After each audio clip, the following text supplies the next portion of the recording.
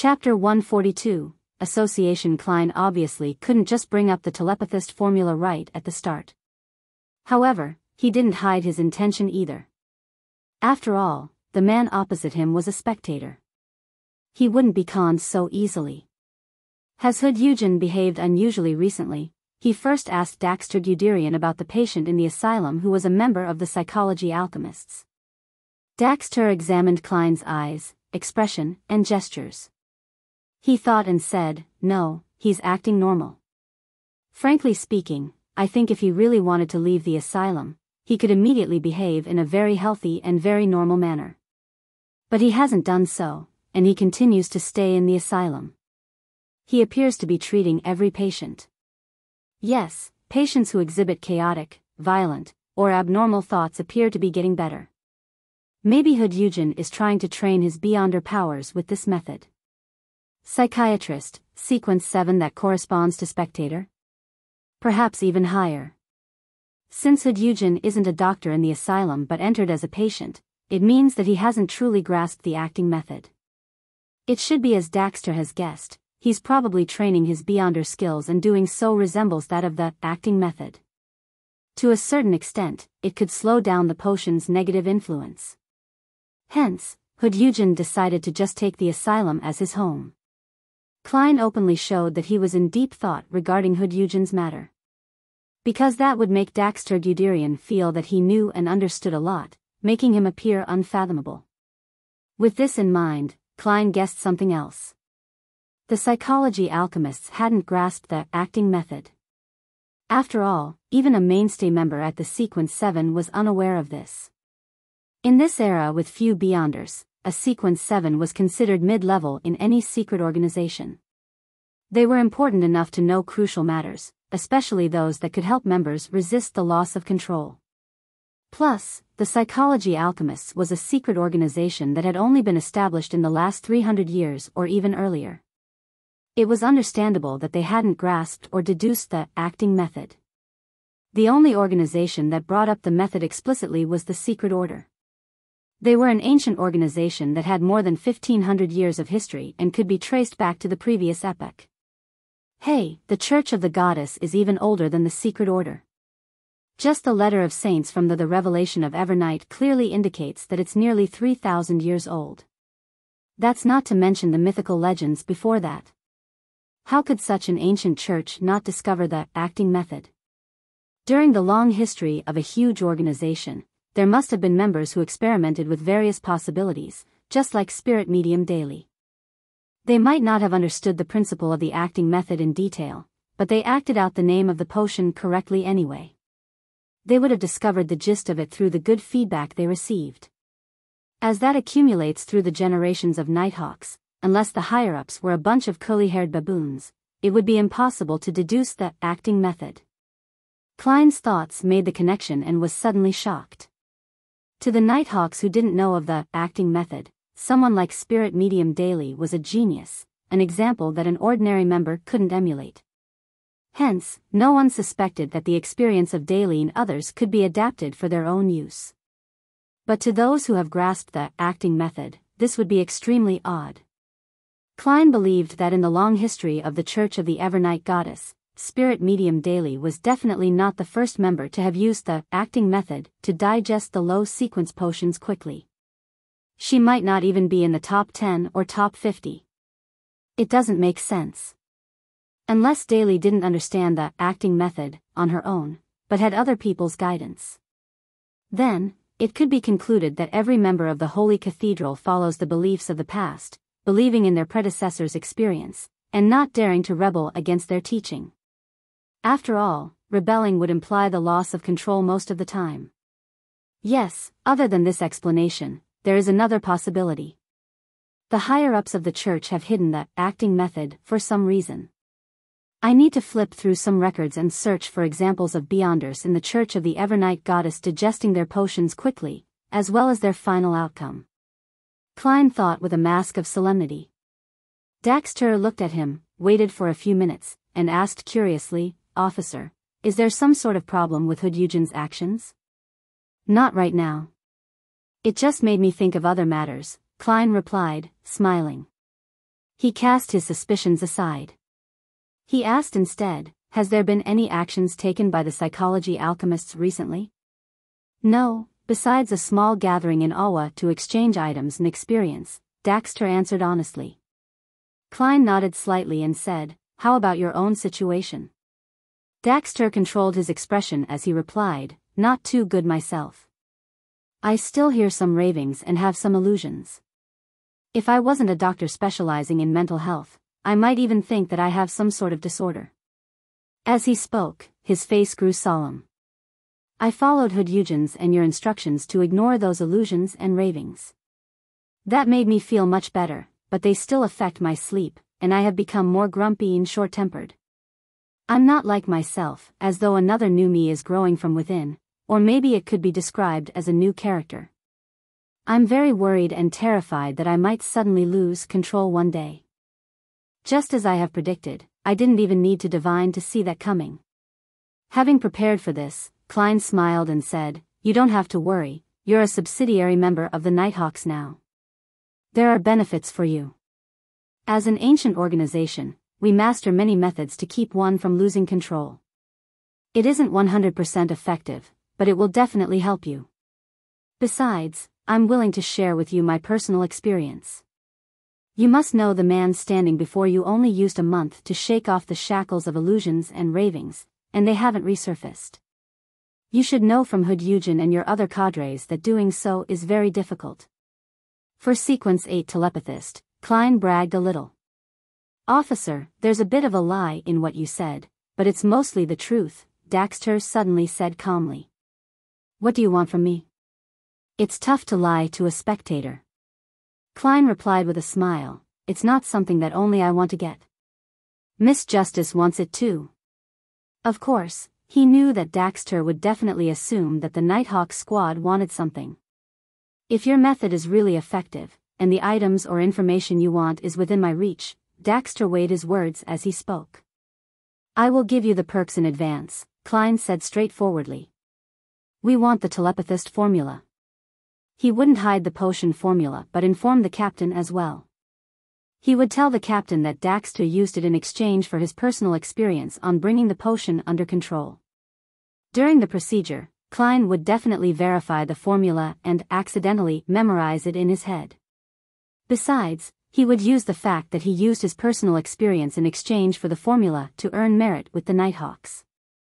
By then, with his previous merits, he might not even need to put in extra effort to apply for the clown formula and main ingredients. A formula for 2 deals, quite a good bargain. Klein thought happily. Daxter looked into his eyes and kept quiet for a while before he said, you're very frank. I'll try my best to get the formula, but I'm not sure how long it'll take me.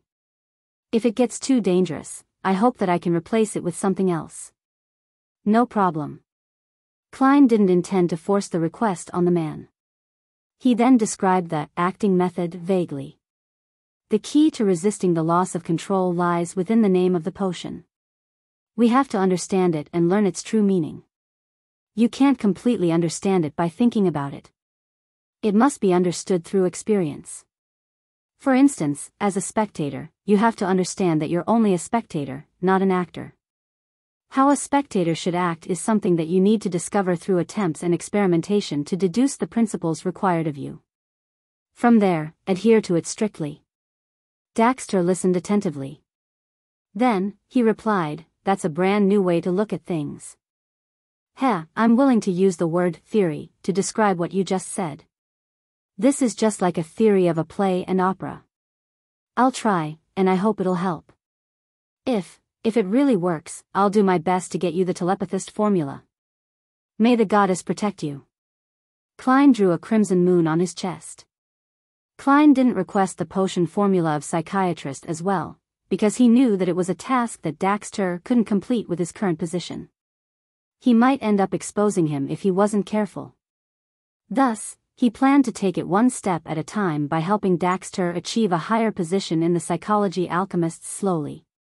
Then, the long-term benefits would be abundant.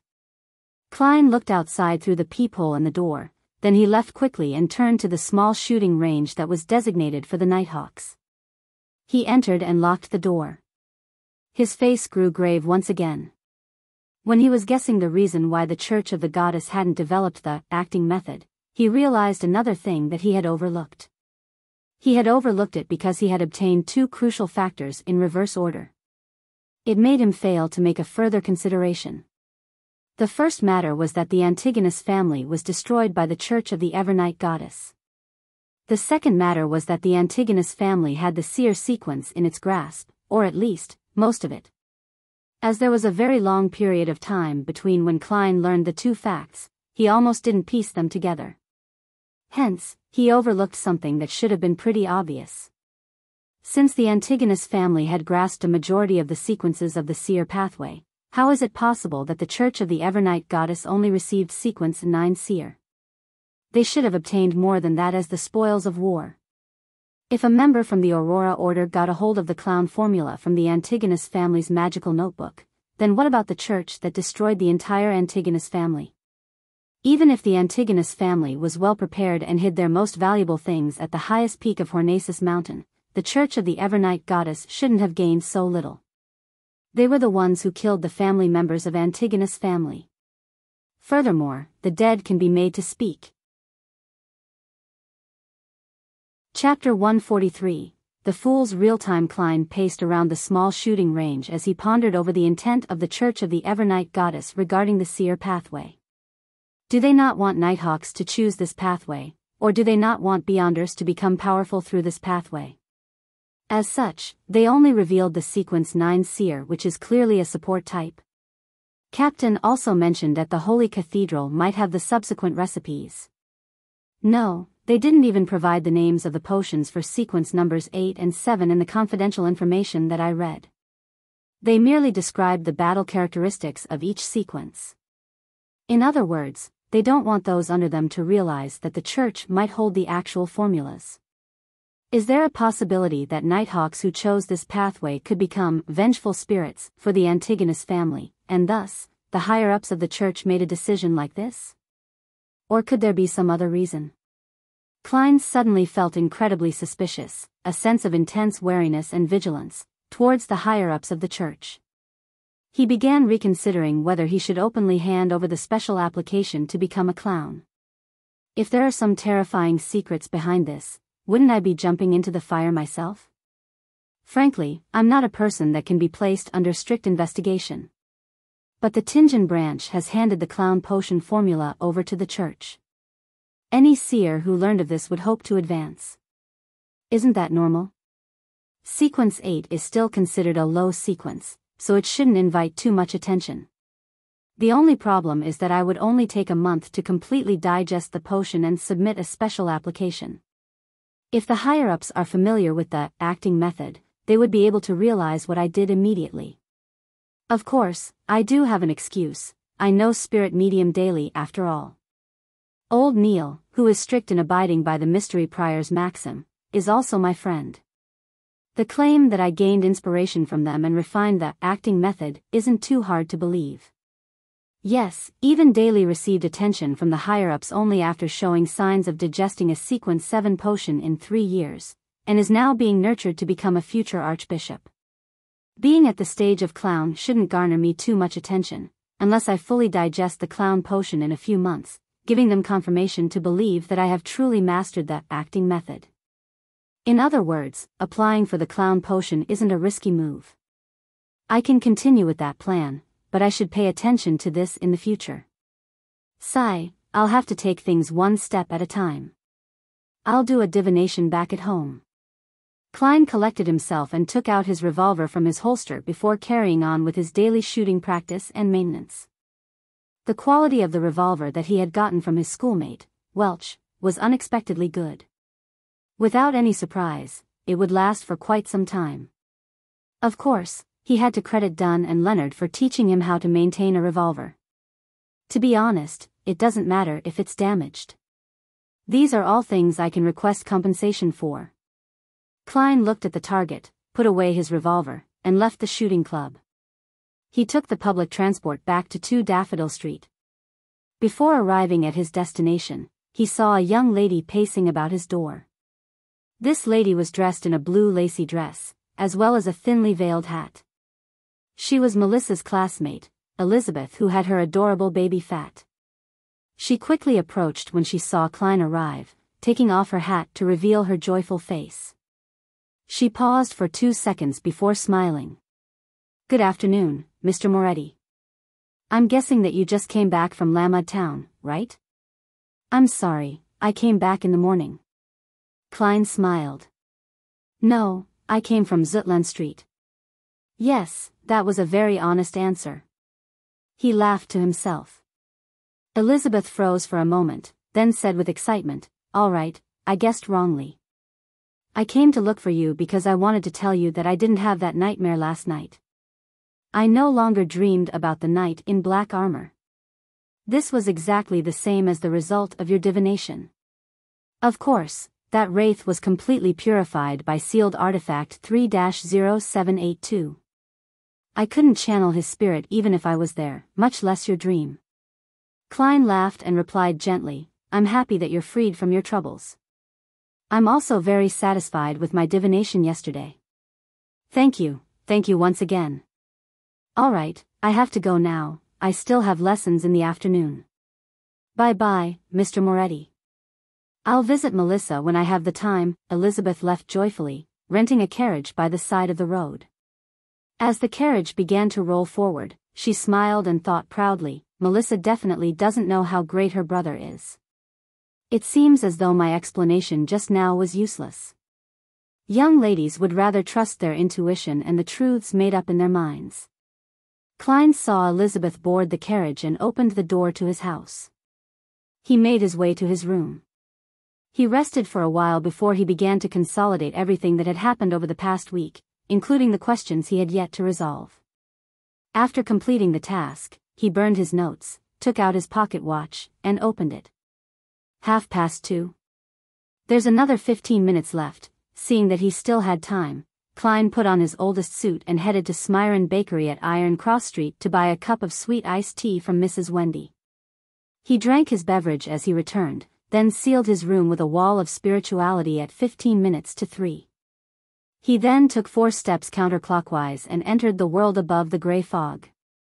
In the quiet, ancient palace, Klein conjured a piece of goatskin and wrote down a divination statement: "I should obtain the clown potion through the Nighthawks."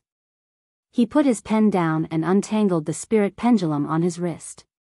He grabbed the pendulum firmly with his left hand, allowing the topaz to be suspended right above the piece of paper. He recited the statement 7 times. His eyes darkened and the pendulum in his hand started to turn. It turned clockwise. It's a positive answer, so it's appropriate. But it'll be hard to say for the sequences after clown. I should seriously develop my tarot club. Klein did another divination to confirm the answer. After this, he used his hand and pressed down on the dark red star representing the sun. He wanted to bring the youth from the City of Silver in early and ask if he revealed whatever had happened in this world to the 6-member council. If he hadn't, then Klein would give him a better way of knowing what time the gatherings would start. In a room of the Berg household in the City of Silver, Derek sat silently by the side of his bed, waiting for the fool's summoning. In order to avoid being near anybody, he didn't even go out of the house after he returned. He had nearly finished all the food in his room. Bearing with the hunger and hearing the growls of his stomach, Derek felt as though he was a living corpse roaming around on a dark plain. However, he remained silent, nor did he stand. At that moment, he saw a dark red color spread in the air, quickly swallowing him. The gray, boundless, cold, lonely world appeared in his field of vision once again.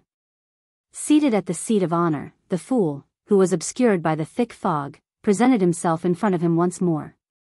Klein was satisfied that his summoning wasn't interrupted. He also confirmed that he didn't face any immediate danger. "Son, we meet again," he said smilingly, using Jotun. Derek was shocked by what had happened. He lowered his head. "You are a fool who keeps his word. The other members will arrive in a while. Before that, I'll confirm a few things with you first." Klein used the loan language this time, but willed the mysterious space to translate it into Jotun. The words rang through the air, coming to Derek in Jotun. He asked curiously, "What's the matter?" "Well, now that I've gained a certain degree of mastery over Jotun, the mysterious space above the gray fog can translate whatever I say in real time. This means that I won't have to worry about justice and the hanged man not understanding whatever Sun says. Sigh, why does a boss like me have to work so tirelessly?" Klein pinched the bridge of his nose. He laughed and shook his head. "I'll permit you to recite my name. Remember the incantations I'm going to tell you. The fool that doesn't belong to this era, the mysterious ruler above the gray fog, the king of yellow and black who wields good luck." Derek's pupils constricted when he heard that, but he didn't dare to get distracted. He recited it over and over again in his heart, then confirmed it with the fool. "You have to use a simple ritual and recite my name whenever you return to the City of Silver. I will notify you in advance for future gatherings. You need not pay too much attention to it on other days, nor do you have to avoid anyone. When you receive my notification, isolate yourself within 1,000 heartbeats." Klein told him the method he had been deliberating on for quite some time. This was essentially a response to a prayer.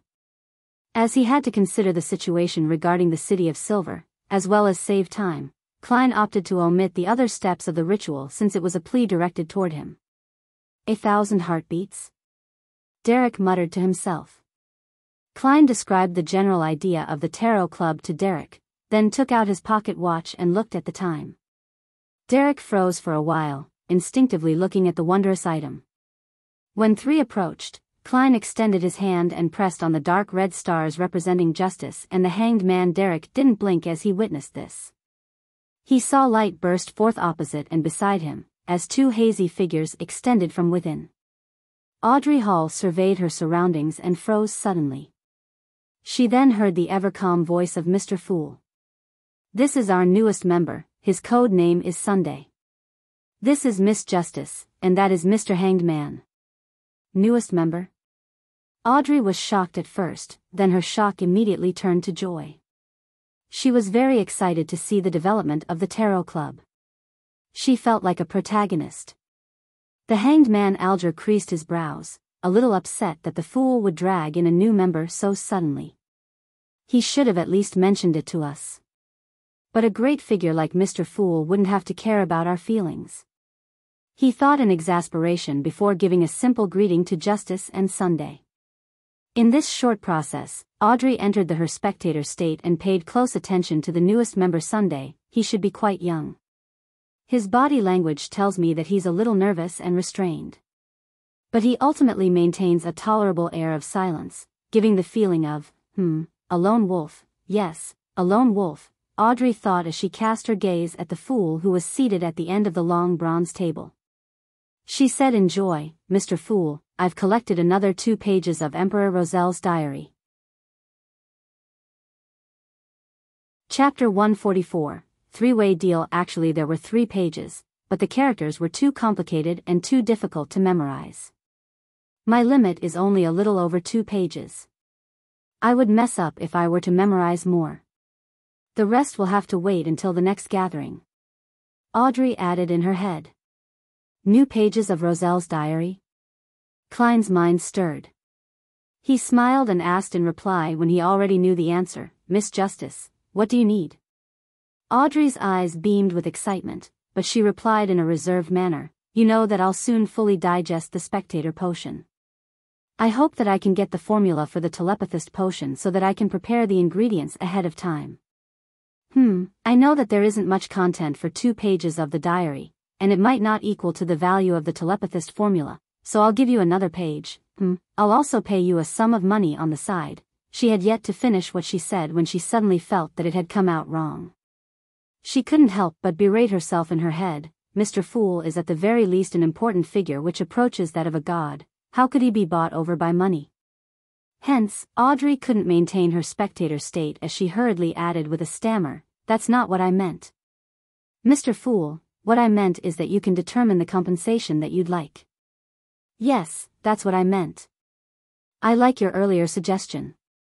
I would answer like this: when you have fully digested the spectator potion, you will get the formula you need. I have a subordinate, no, I have to use the word adorer, that sounds more awesome. He happens to be handling some matters that require money, and this is his anonymous account in Backland Bank. Yes, then I will disguise myself and make an anonymous account in Backland Bank. Klein didn't answer immediately but weighed his words carefully with an unfathomable expression. Backland Bank was one of the 7 major banks in the Lone Kingdom, and as such, it possessed the right to clear transactions. The Lone Kingdom settled accounts with receipts to take care of cash transfer business between banks within the same city in a centralized manner. However, unlike banks in the Intis Republic, not all banks were part of the same league. The biggest 7 banks held on to these rights.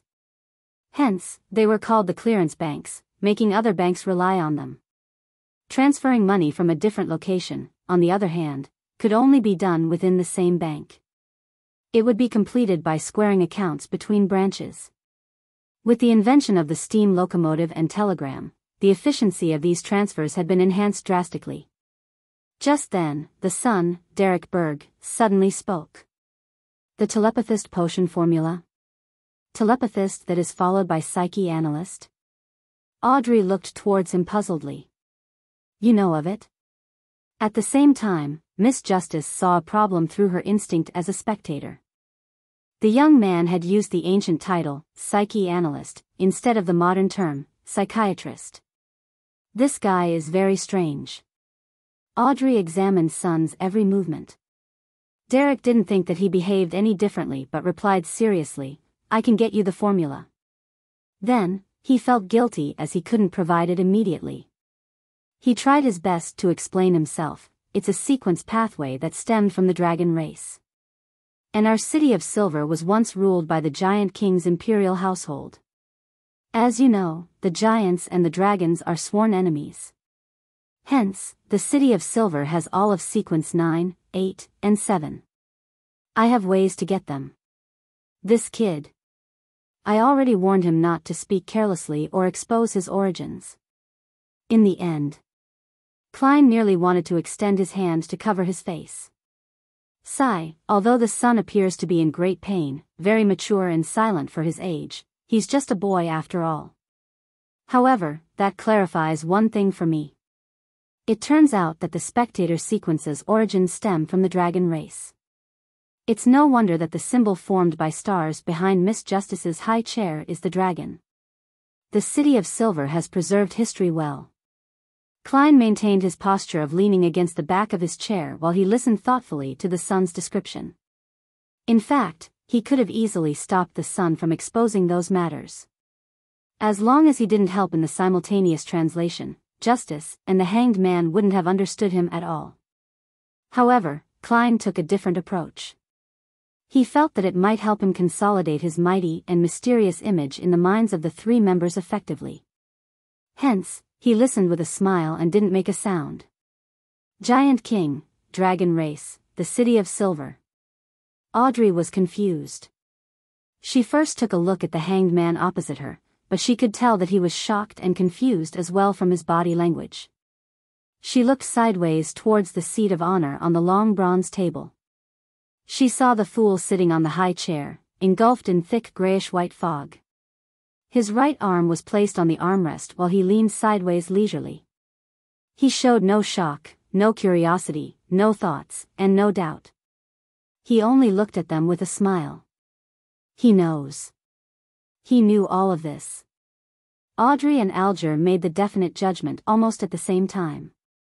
The City of Silver, I've never heard of this place. Where is it? Audrey probed while Alger listened attentively. At that very moment, Derek Berg's head was filled with questions as well. He could tell that, besides the godlike fool, Justice, and the hanged man were some sort of beyonder. In the forsaken land of the gods, besides the people in the City of Silver, Derek had never seen another living human. So, he asked in reply, if you aren't residents of the City of Silver, which city-state are you from? Sigh. Klein couldn't help but wish to sigh again. Audrey trembled her lips, momentarily at a loss for words. Yes, the hidden meaning behind his question is that if you don't want to answer a similar question, don't pry into the questions about where the other person lives. Miss Justice nodded faintly and elegantly kept quiet. Obviously, Alger had misunderstood the son's intentions as well. He didn't know the other person was really just asking straightforwardly. So, he kept quiet too. When Derek didn't receive any reply, he seemed to realize what was happening. He didn't bring it up again and instead said, I will try to get the telepathist potion formula as soon as possible. I would like to use it to exchange for the beginning sequence pathway of the sun. Sun sequence pathway? Sequence 9 Bard? Alger asked in reply.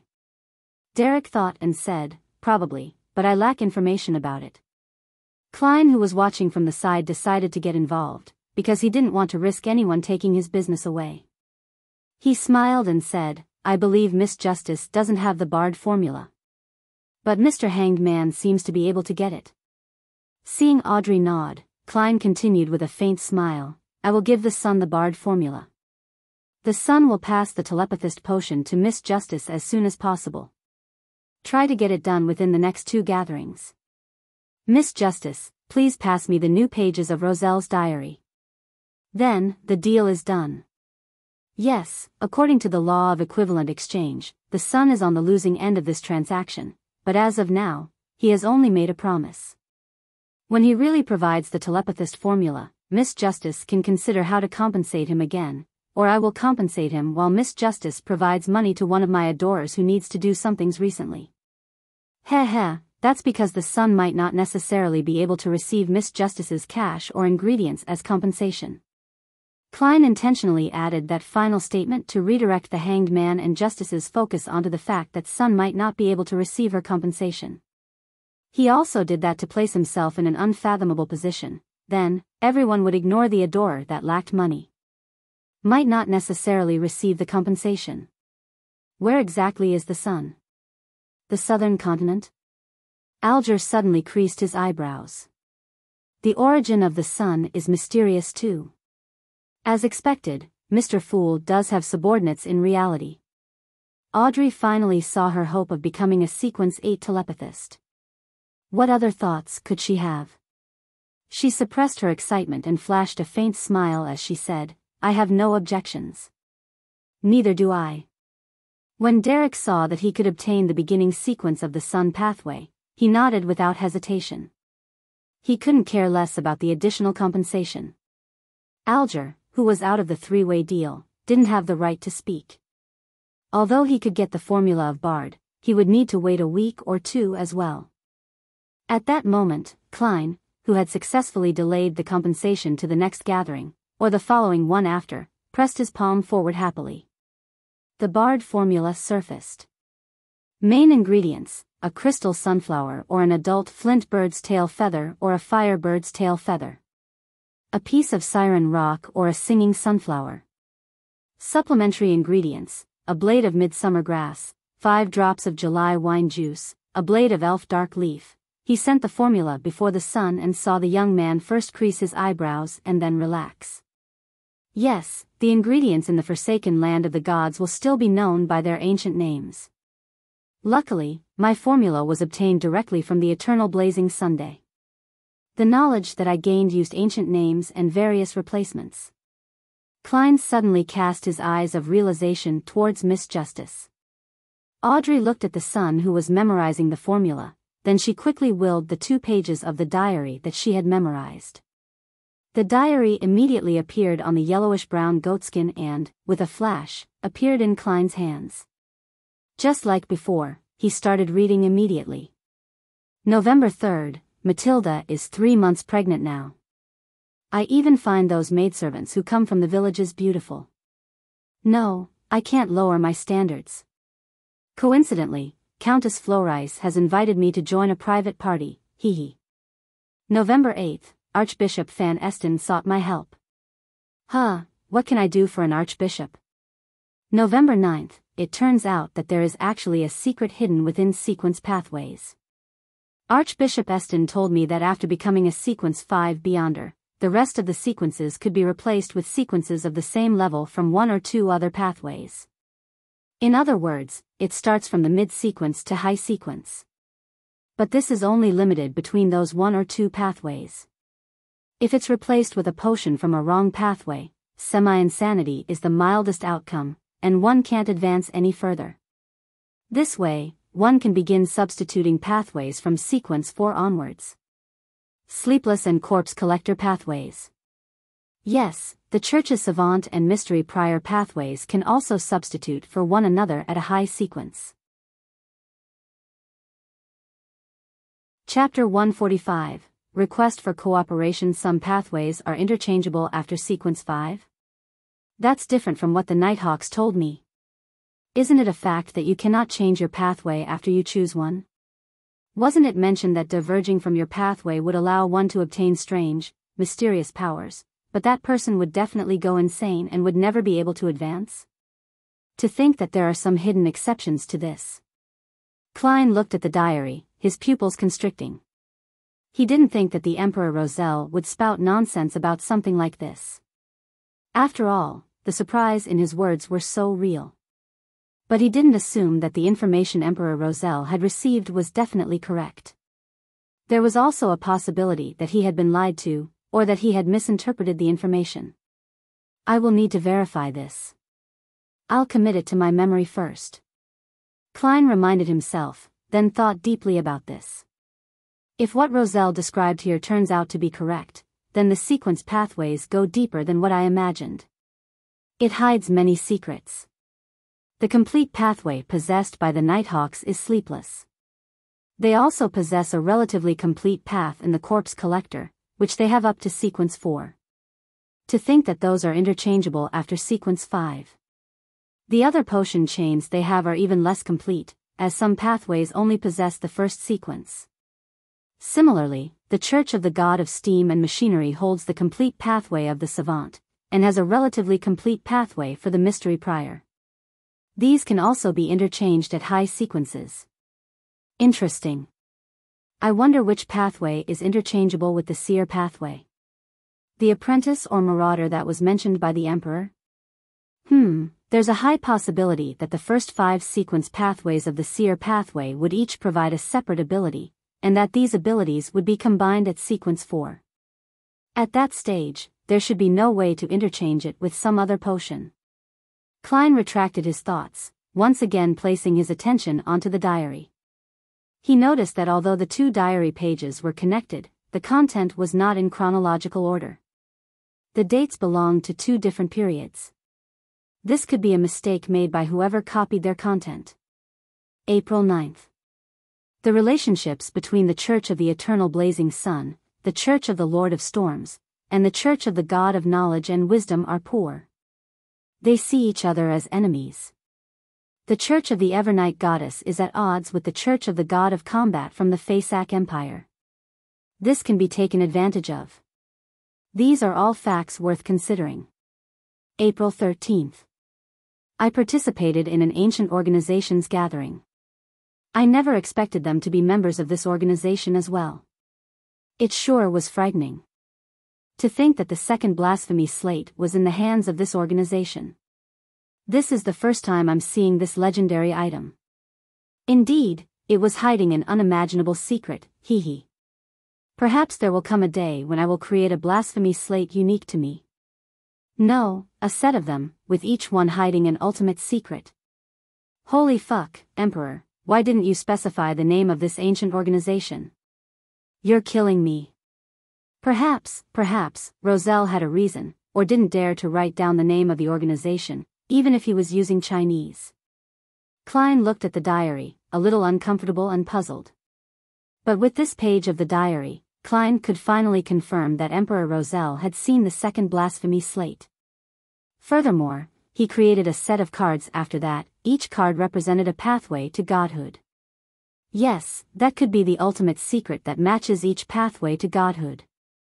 I wonder where that set of 22 cards are now. That ancient organization managed to obtain the second blasphemy slate. Klein's thoughts flowed quickly. But he quickly reined in his thoughts. He shifted his gaze away from the diary and shot it towards the hanged man, justice, and the sun. He smiled and said, "Actually, you didn't need to wait for me. It's our honor." Alger had already reined in his dissatisfaction as he answered humbly. Audrey thought for a moment before smiling. "Mr. Fool, the open selection of government officials through examinations that you described previously has already garnered the support of the King and the Prime Minister. It will soon be passed by the House of Lords and the House of Commons and is predicted to be implemented early next year. It looks like the King and the Prime Minister still use their brains, Alger mocked out of habit. Well, with Benson's intellect and diligence, his grammatical and accounting skills should be passable by early next year. But once it's passed by the two houses, it will definitely be announced widely by the various newspapers. I wonder how long Benson's advantage will last. The earlier the examination, the better. Sigh, there's no way Benson can triumph over the elites who graduated from the various universities in such a short period of time.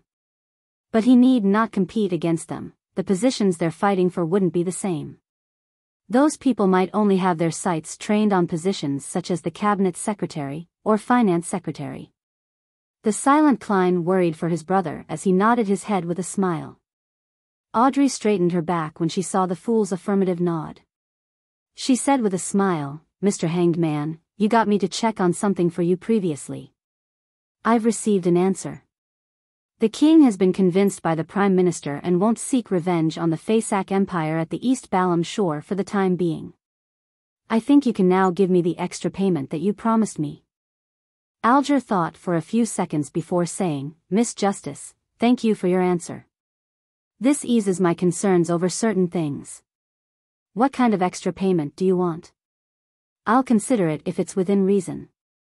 Audrey smiled, obviously prepared. Clues to the psychology alchemists, or clues to the main ingredients of the potion telepathist. Of course, that can wait until after the sun hands the formula over to me. No problem, Alger said without hesitation. 2 seats away from the Hanged Man, Derek Berg couldn't understand a single word. He was very confused, feeling that he only understood a few terms, but couldn't string them together to provide any logical sense. A method of selecting officials through examination? A King and Prime Minister, House of Lords, House of Commons, East Balam Shore, Faisak Empire, psychology alchemists. He understood none of that. Faisak, the root of the word came from Jotun. What connection did it have with the fallen giant king's imperial household? Derek looked at Justice and the Hanged Man, suddenly having the feeling that they might not come from the same world. Could there be another city-state, or one that had formed a nation, somewhere far away from the City of Silver in the Cursed Lands? Derek remained silent and listened on. He had a faint understanding of why the mysterious fool mentioned that he might not be able to receive the monetary compensation Justice was going to give him. To be able to gather people this far away from each other, disregarding the terrifying monsters hiding in the darkness of the Cursed Lands, the fool might really be a god, an ancient god, he thought. After accomplishing everything that she set out to do, Audrey wanted to become a silent observer, but she suddenly remembered something. She spoke in a hurry. "I recently came into contact with a Beyonder circle and found out about a powerful person named Mr. Fool, Mr. Hanged Man, Mr. Sun. Do you know of this person's background and identity?" "I don't even know what you're talking about." Derek maintained his silence. "Mr. A? I only know a Mr. Z. With such a similar code name, could he also be from the Aurora Order?" Klein made a guess, but didn't give an answer. He had to maintain his image and try not to give answers he wasn't confident in.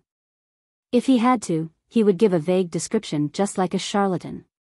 Alger looked at the fool and found him calm and unchanging. It was hard to read his true thoughts. Thus, he said in a deliberative tone, "The Aurora Order is at odds with the Church of the Lord of Storms, the Church of the Eternal Blazing Sun, and the Church of the God of Knowledge and Wisdom, so members of these churches understand the Aurora Order more than any other organization. And I happen to know something about them. You need not explain, I know that you come under the Lord of Storms. Of course, you could be a whistleblower. But why would there be hatred between the Aurora Order and the 3 ancient churches?" Klein smiled but didn't speak. He looked calmly at the Hanged Man. Alger knew that he couldn't hide his sequence pathway from the fool, but didn't pay too much attention to it and continued. "The Aurora Order has 5 saints and 22 oracles. These oracles use the alphabet as their code names, from Mr. A to Mr. X. They are Beyonders, with the weakest being Sequence 7 and the strongest Sequence 5. They are all adept at hiding themselves. Should a oracle die, a new oracle will take their place. I cannot guarantee that the Mr. A you spoke of is the Mr. A from the Aurora Order, but there is a good possibility. As for the details of the Aurora Order, I have mentioned that to you before. Audrey nodded, becoming even more cautious of Mr. A. She said, feeling a little pinch in her heart, "Thank you for your answer, Mr. Hanged Man. You need not make a payment anymore." "No, I wish to ask for your help with the answer just now, as well as provide extra compensation," Alger said with a deep voice. "What help?" Audrey asked curiously. Alger thought for a few seconds before saying, "I received intelligence that the pirate Kalangos, codenamed Rear Admiral Hurricane, has secretly gone onshore and infiltrated Backland. I don't know what he's up to, but I hope that you can help me locate his whereabouts. As for whatever happens afterwards, you need not put yourself in danger." Rear Admiral Hurricane Kalangos? One of the 7 great admiral pirates? Audrey widened her eyes, almost unable to maintain her spectator state. What was the thing she wanted to do the most after she became a Beyonder? It was, of course, to interact with the people that only existed in the fables of the nobles. Yes, he's a Sequence 6 Beyonder of the Path of the Sailor, a wind-blessed. He also has a miraculous item that could be classified as a sealed artifact. He's quite crafty and cruel. Don't attempt to deal with him, Alger introduced seriously. He suddenly turned to Klein. "Mr. Fool, can I get your adorer to assist me at the critical moment? I would pay a price that interests you. The only adorer I have is myself." Klein lampooned to ease his emotions as he smiled. "That is built on the premise that my adorer happens to be in Backland." "All right." Alger retracted his gaze, a little disappointed, but also a little expectant. Chapter 146, Creeping Hunger. What's so special about Kalangos' magical item? Audrey asked slightly confidently. She considered it carefully and suddenly realized that she had a decent ability to locate people in Backland. Firstly, her father was one of the most wealthy, connected, and reputable nobles, while she was quite popular amongst the younger generation too. Hence, in the upper middle class of the society, she had quite a few resources to take advantage of. Secondly, the 2 Beyonders that she knew had their own circles as well. Apprentice Furs was originally a clinical doctor, and was now an author. She knew quite a number of people in the literary world and publishing industry, as well as among the middle-class doctors. Arbiter Zio Dericha had helped many middle-lower class people to coordinate and mediate disputes over a long period of time. She was also quite famous in East Backland Borough among the working class and mafia. She had a lot of hidden channels. Plus, considering the Beyonders that they knew and their circles of influence, their ability to look for a person wasn't to be belittled. Towards Justice's question, Alger answered almost straightaway without hesitation or thought. "No one knows the real name of the magical item, but the people who have come into contact with it call it the creeping hunger. Kalangos uses a living person's soul and flesh to satisfy it every other day. Otherwise, it would consume its owner as a replacement. This could be one of the most important clues to seek out Kalangos," Audrey said, creasing her eyebrows. She felt utter discomfort and extreme hatred towards any evil item that desired a living human's fresh blood and soul. Yes, but in a big city with at least 5 million people, a few vagrants going missing wouldn't be noticed, Alger reminded her. Ever since he got his hands on the creeping hunger, Kalangos has been very difficult to deal with. He was originally a wind-blessed. He possesses great Beyonder power in domains related to water, wind, and the weather. But, later on, people realized that he could drive his targets crazy, enter the dreams of others, summon light to purify a dead soul, sing to strengthen himself, and change his appearance. "There's almost nothing that he can't do," Alger described in detail. "We suspect that those are all effects that came from the magical item, creeping hunger." Before he finished sharing, Derek Berg, who had been listening quietly, suddenly blurted, "Shepherd." "Shepherd?" Sequence 5 of the Secret Suppliant and Listener Pathway. Among the 6-member council in the City of Silver, there is a new elder who's a shepherd. Sun had mentioned that she's strong enough to fight against a Sequence 4 expert, well, an evil spirit of the same grade. Klein's expression changed slightly, but it was covered by the gray fog. Justice wasn't paying any attention to him either. Shepherd? Shepherd? Justice and the Hanged Man asked in unison. One sounded completely confused while the other sounded shocked, as though they had heard the title of shepherd elsewhere before and knew something about it, but didn't understand the actual situation. Seeing that everyone was staring at him, Derek suddenly panicked a little. No matter how quiet, depressed, and vexed he was a boy after all. He hurriedly explained with a stammer, "What I meant was, the traits that the Hanged Man described were like the beyonder power of the Sequence job, shepherd. Every shepherd can swallow another's soul into their body, including wraiths and evil spirits. They control these souls to do their bidding with a unique method, which allows them to make use of their abilities, just like a god letting his lambs out to graze. Hence, no one knows how many powers a shepherd has. That depends on how many beyonder souls they have swallowed, and that makes them very scary. They're almost like a high sequence beyonder. However, there are people who suspect that there's a limit to the number of souls that a shepherd can consume and let out to graze, and that the souls inside them could be replaced as well. So that's what being a shepherd means. The sequence pathway that the Aurora Order has in its control is enigmatic. No wonder they worship the true creator, no, the fallen creator." Klein was suddenly enlightened, but he didn't nod, taking on the appearance that he knew so long ago. Meanwhile, he sighed inwardly. "Son, you are a boy after all. This is very important information, very important insight. You could have exchanged it for valuable things, but you just revealed it all. Just like that." Yes, the ability demonstrated by the magical item Creeping Hunger is similar to a Sequence 5 shepherd. I wonder if other sealed artifacts have the same powers of beyonders? I wonder which sequence the sealed artifact 2-049, the Antigonus family's puppet, resembles. After listening to Sun's explanation, Alger seemed to have sorted out the puzzle in his mind as he nodded in silence.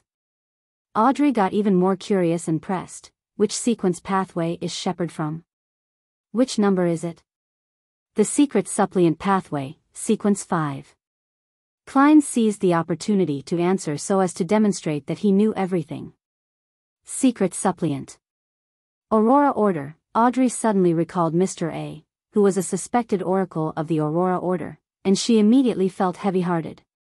She started thinking seriously, thinking of what price she could pay in exchange for Mr. Fool to take action and rid off that disgusting fellow effortlessly. However, she couldn't think of anything that would move Mr. Fool into doing so. As expected, a figure akin to a god wouldn't be easily moved. There aren't many things and matters that would garner their interest after all. Audrey sighed. Putting her impulse aside, she nodded to the son gratefully, thanking him for giving them a new perspective on Creeping Hunger, so that they could deal with it more reasonably and efficiently. "Mr. Hanged Man, I'm willing to accept the mission. But I can't guarantee if I can find Rear Admiral Hurricane, Kalangos." Audrey looked opposite her when she spoke. "There's no better answer than this. Regardless of your success, as long as you try, I will definitely compensate you with things like secret information or intelligence. And if you succeed, maybe I could provide you the telepathist's main ingredients directly. Of course, the prerequisite is that we have to know what it is," Alger promised generously, which was a rare sight. "Deal," Audrey pursed her lips and replied with a faint smile. Then, Alger created Kalangos' portrait with Klein's permission and assistance. He was one of the 7 major pirate admirals. He had a distinctive broad chin, brown hair tied into a bun at the back of his head like an ancient warrior, and green eyes that seemed to hint at laughter, but were abnormally cold. After they finished their discussion and shared their insights, Klein smiled as he announced the ending of the gathering. He saw Justice and the Hanged Man get up swiftly from their seats and bow while the sun mimicked their motions, only slower. He pressed forward with his right hand and severed the connection, but he didn't leave immediately. In the Berg household in the City of Silver. Derek looked at his familiar surroundings and glanced outside at the dark sky that had flashes of lightning. He was momentarily thrown into a trance. But he soon jolted to his senses. He searched for goatskin and a quill before writing down the barred formula he memorized. He looked at it several times and was finally certain that there was nothing wrong with it.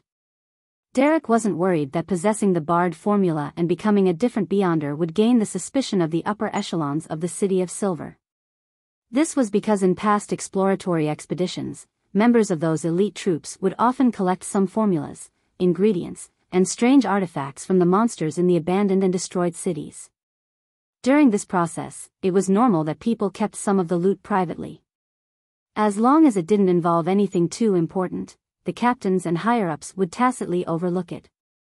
Over time, some formulas started going around through non-official channels within the City of Silver. Some became the foundation of strong families from generation to generation. The things of the dark surrounding the City of Silver were relatively fixed. Some ingredients could be obtained easily while some could only be encountered if one went far into the cursed land. Putting aside the goatskin, Derek recalled the mysterious fool's instructions. Hence, in his simple bedroom, he lowered his head and simply prayed, "The fool that doesn't belong to this era." The mysterious ruler above the gray fog. The king of yellow and black who wields good luck. Jotun was a very ancient language. It came equipped with the mystical properties demanded by rituals, prayers, and spell casting. Therefore, Derek didn't need to change the incantations into ancient Hermes. The fool that doesn't belong to this era. Klein, who was seated at the seat of honor at the long bronze table, suddenly heard prayers reverberating in his ears. He then saw the crimson star that corresponded to sun blinking. He didn't try to touch it, but planned to reply to him 10 minutes before the next gathering so that the City of Silver youth would make preparations to be alone. The most important part was for him to evade the conversion of time and date, to decrease the possibility of damaging Fool's mighty image. After he confirmed that, Klein wrapped himself up with spirituality and stimulated a descent. Returning to his room, Klein removed the spirituality wall and took a break before he got ready to head out again. It wasn't necessary for him to play the role of a seer, and he didn't have to fix his trip to the divination club into his daily schedule. He would only visit occasionally to make some extra pocket money and fulfill his supervision as a nighthawk. Originally, Klein wanted to laze around through the entire afternoon, but he suddenly thought of something that he had yet to do. So, he had no choice but to gather himself up. According to his appointment, he had to pay Detective Henry a visit that day and accept the final report about the Red Chimney investigation.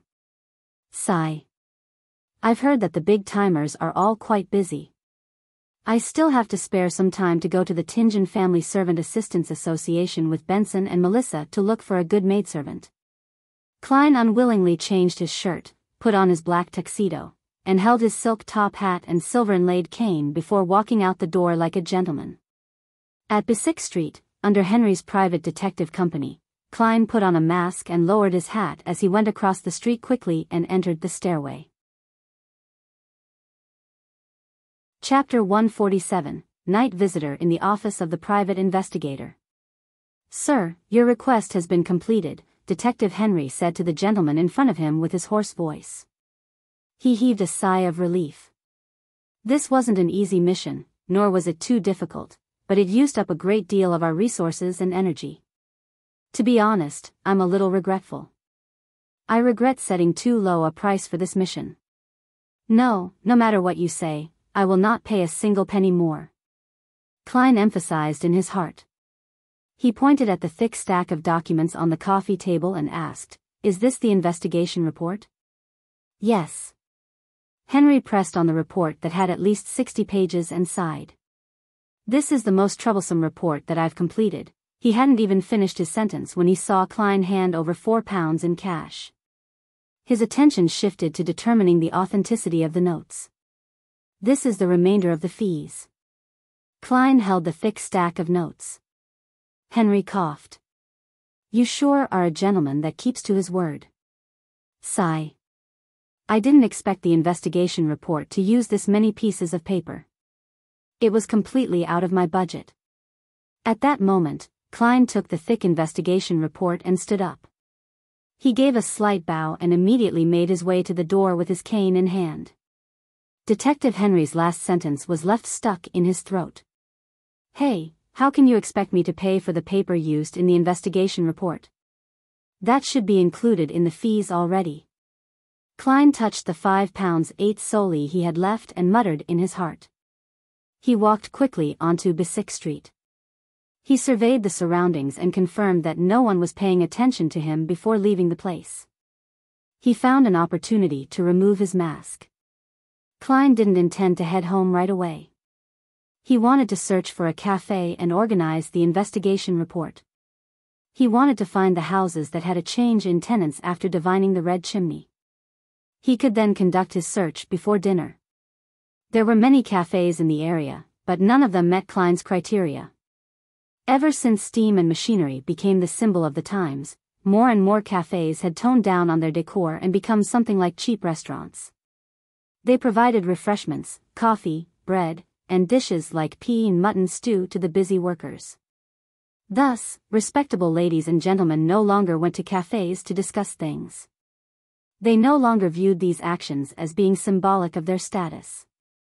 Various clubs started appearing and replaced cafes as a place for socializing. After some time, Klein finally found a cafe that had a decent atmosphere. He sat in a secluded corner and took a sip of his one-penny Southville coffee before flipping open the investigation report.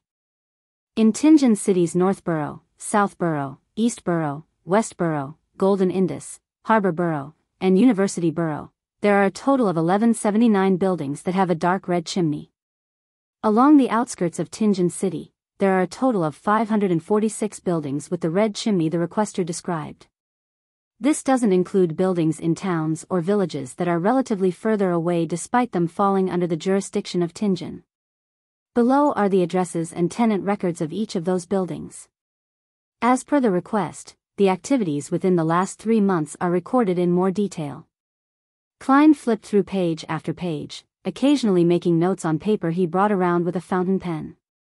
Finally, when he found the type of red chimney he had seen, he realized that there was a change of tenants in 25 buildings. That's not too many. I should try to finish my investigations within 2 days. After all, I've seen that red chimney in parts of the house in my dream. My spiritual sense would have a feeling of familiarity when I see those signs again. I'll confirm the target that way. In other words, I'm a living investigation machine. Klein nodded. He split the buildings based on their location and planned to investigate 15 of them that day. He didn't need to do a divination to get an answer if these investigations would prove dangerous. Since there was a change of tenants, that would mean that the mastermind behind the coincidences had already left. Let's hope that the new tenants know what the previous tenants look like. But since the person behind the scenes can control my fate without anyone noticing, to the point of making the coincidences feel so natural, he would definitely have a way to remove any traces he might have left behind. Sigh, I can only pray to the goddess and hope that he left behind some sort of clue. Klein sighed. He pumped himself up and put on his hat. He then grabbed his cane and the report before leaving the cafe.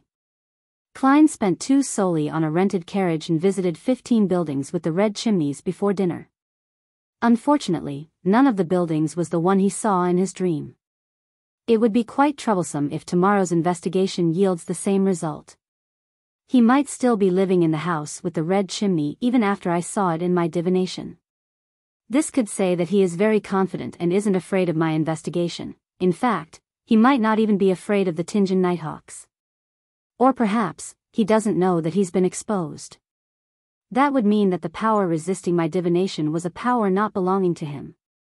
Klein stood in front of 2 Daffodil Street and analyzed the various possibilities. A few minutes later, he patted down his tuxedo and pressed on his hat before taking out his key and entering the house with a smile. He intended to prepare stewed mutton and honey-glazed barbecue for Benson and Melissa that night. At 11 in the evening, the siblings bade each other good night and returned to their respective rooms. Klein closed the door to his room and stood before his desk. He looked outside the oriel window with the light of his gas lamp. At that moment, the streets were engulfed in darkness, with only a few street lamps illuminating the way. Stars dotted the screen that was the night sky. There were many stars, they were just not clearly visible. I wonder what Backland is like, with its titles of the land of hope and the capital of capitals, Klein muttered to himself. He extended his hand to grab his curtain, intending to draw it. Woo! At that moment, a sinister wind blew at him without warning. The light from his lamp turned a dark green. Klein subconsciously took a few steps back. His occupational instincts made him tap his left molars twice. At the same time, he leaned toward the bed and tried to reach for his revolver under his pillow. In his vision, a face suddenly protruded from the wall above the desk and under the gas lamp.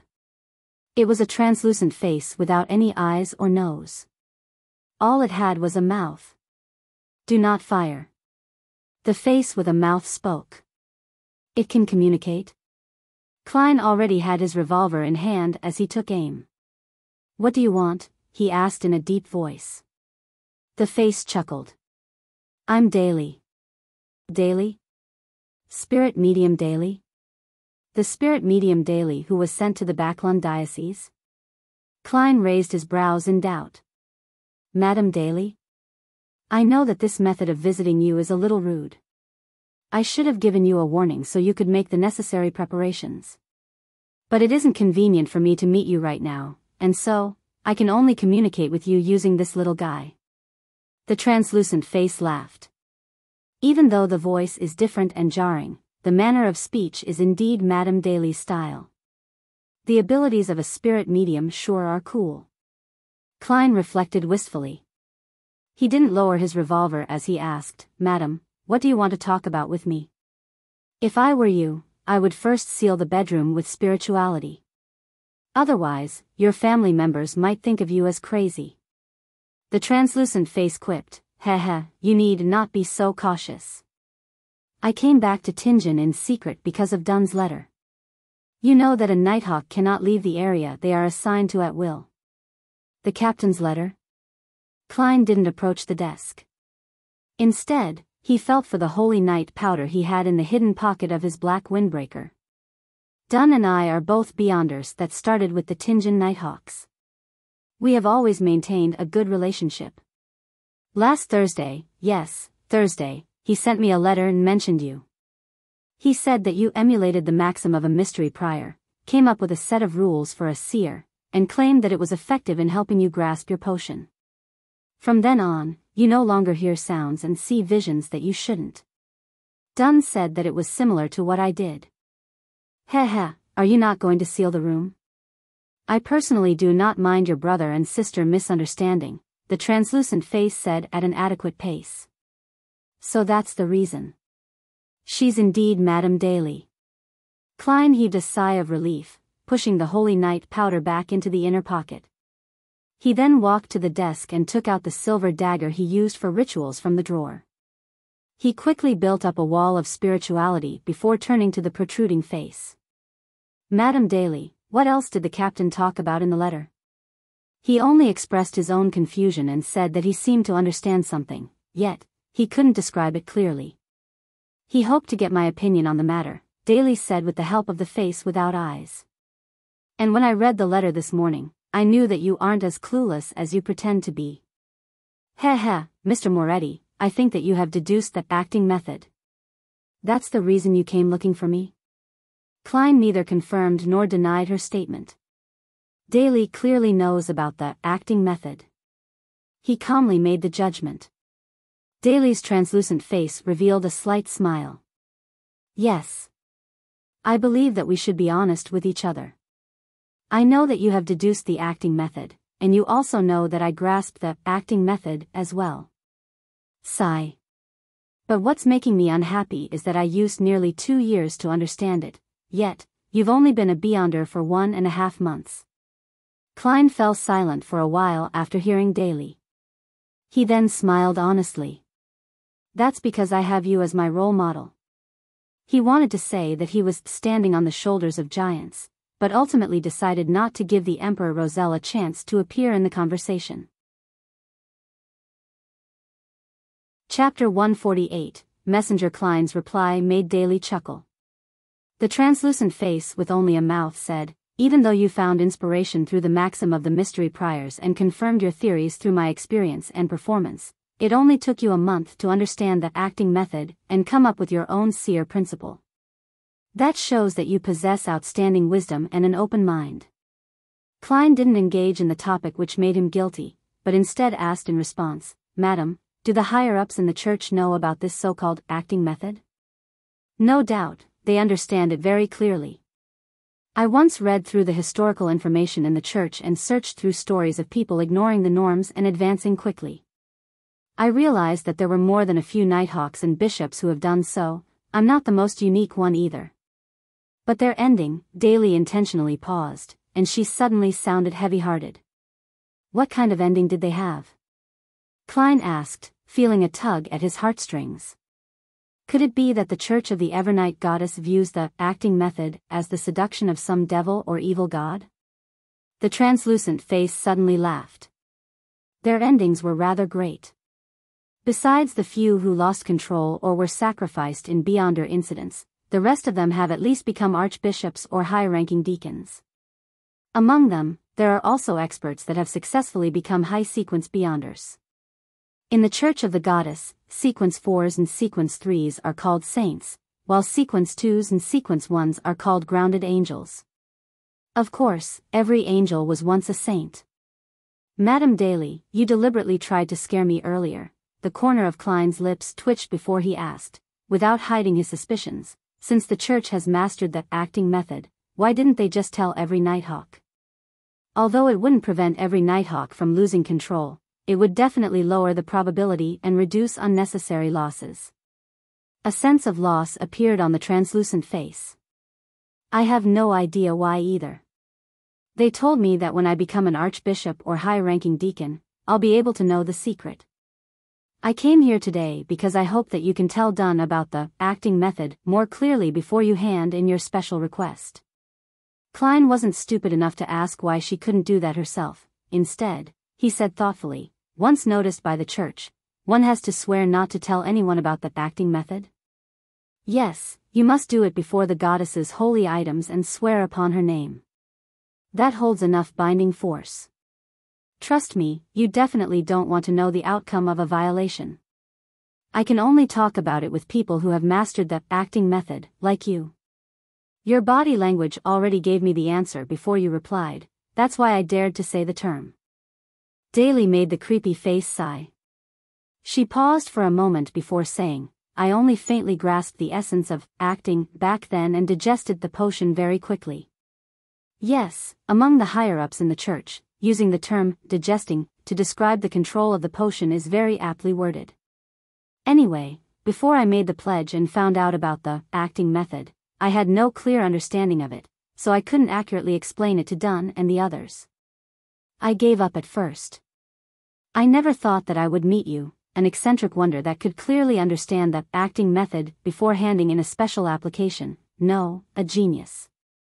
So that's how you see me, madam." The corner of Klein's mouth twitched before he solemnly promised, "I originally intended to remind Captain about the existence of the acting method through my special application. With your explanation, I don't have to worry further." "Very well, you're such a kind lad." Daly sounded relaxed. "Madam, you're only about 2 to 3 years older than me." Klein inwardly pointed out the error in her words. Without him speaking any further, the translucent creepy face continued, "If you have any problems or anything that you require assistance with, you can write a letter to me. Wait for me, heh.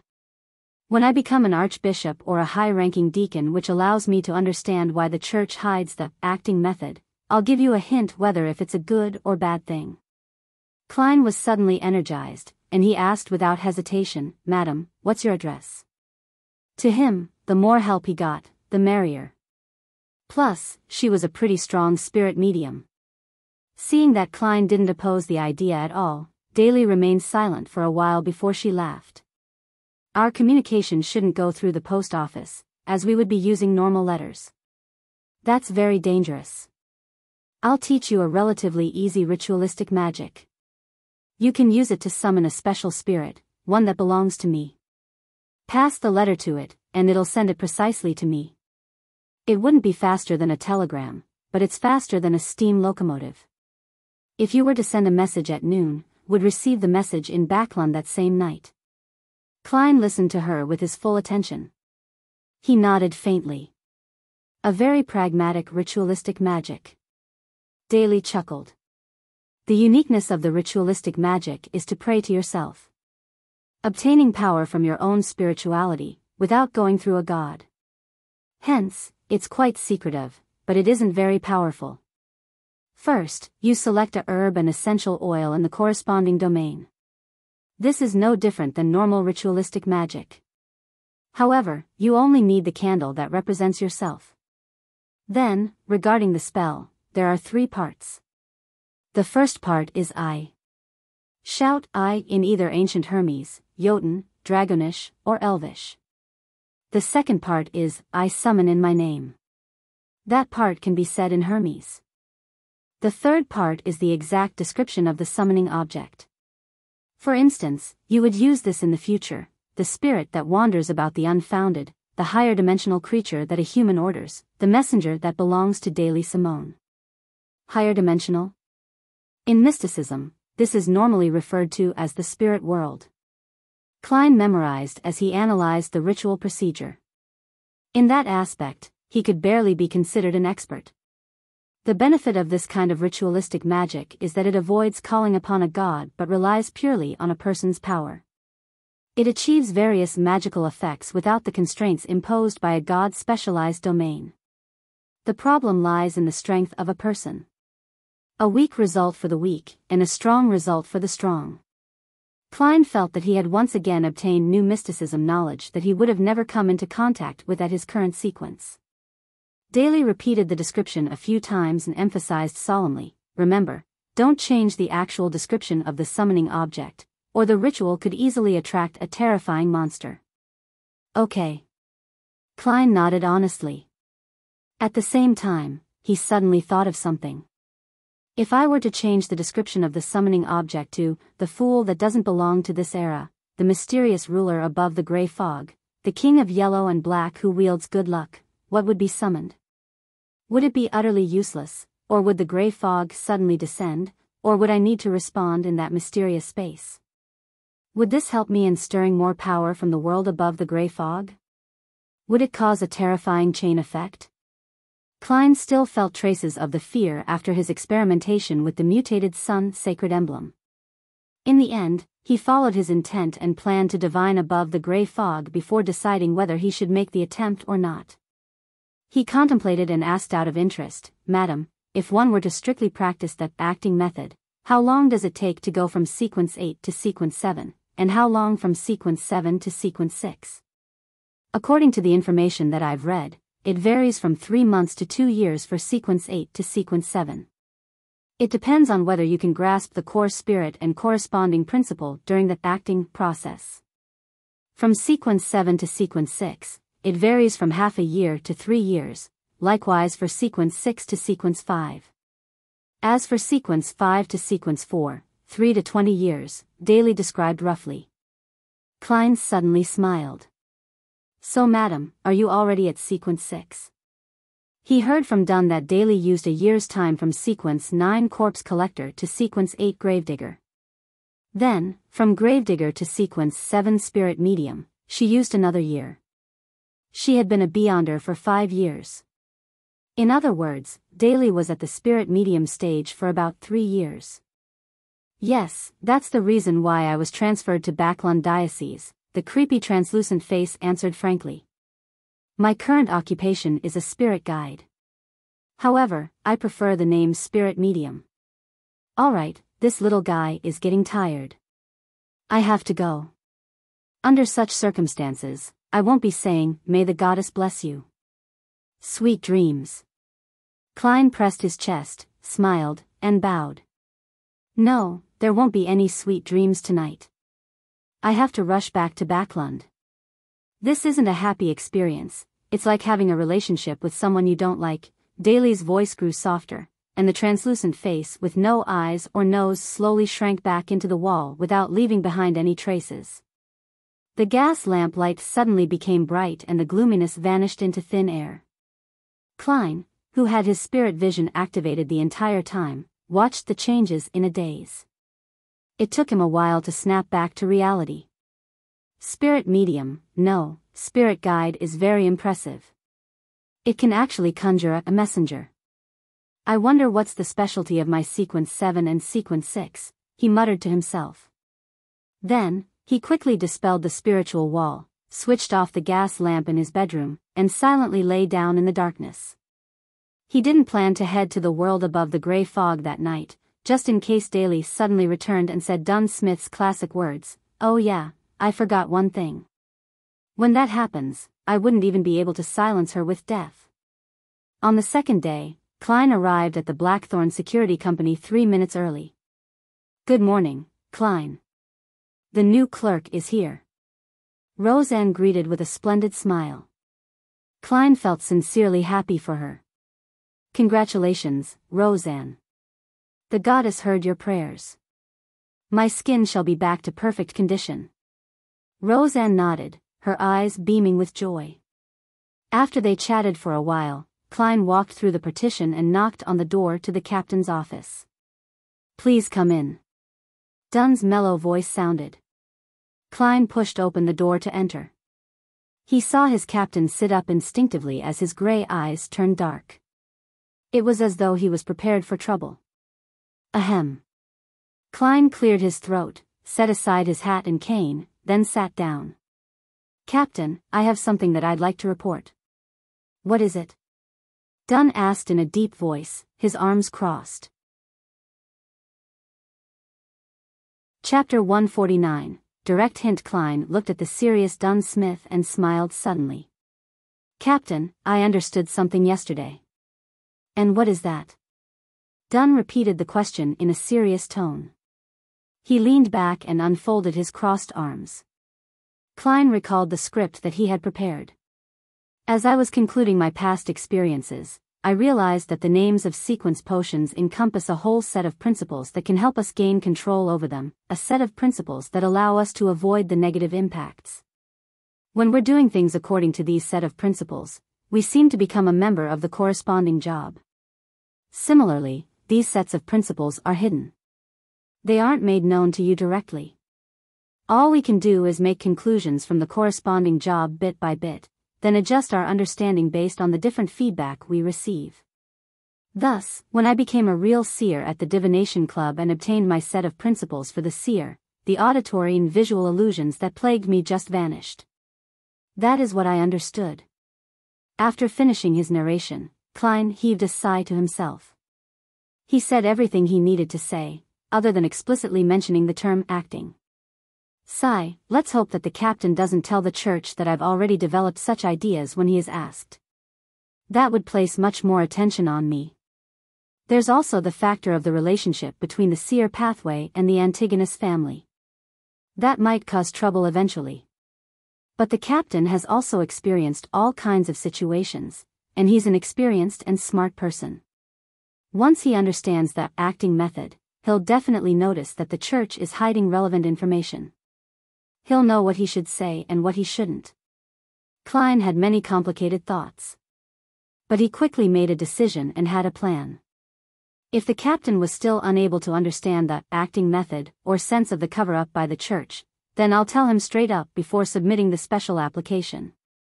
Yes, I'll probe him first and determine what he knows. Dunn listened to Klein's description in silence, his gray eyes becoming even deeper.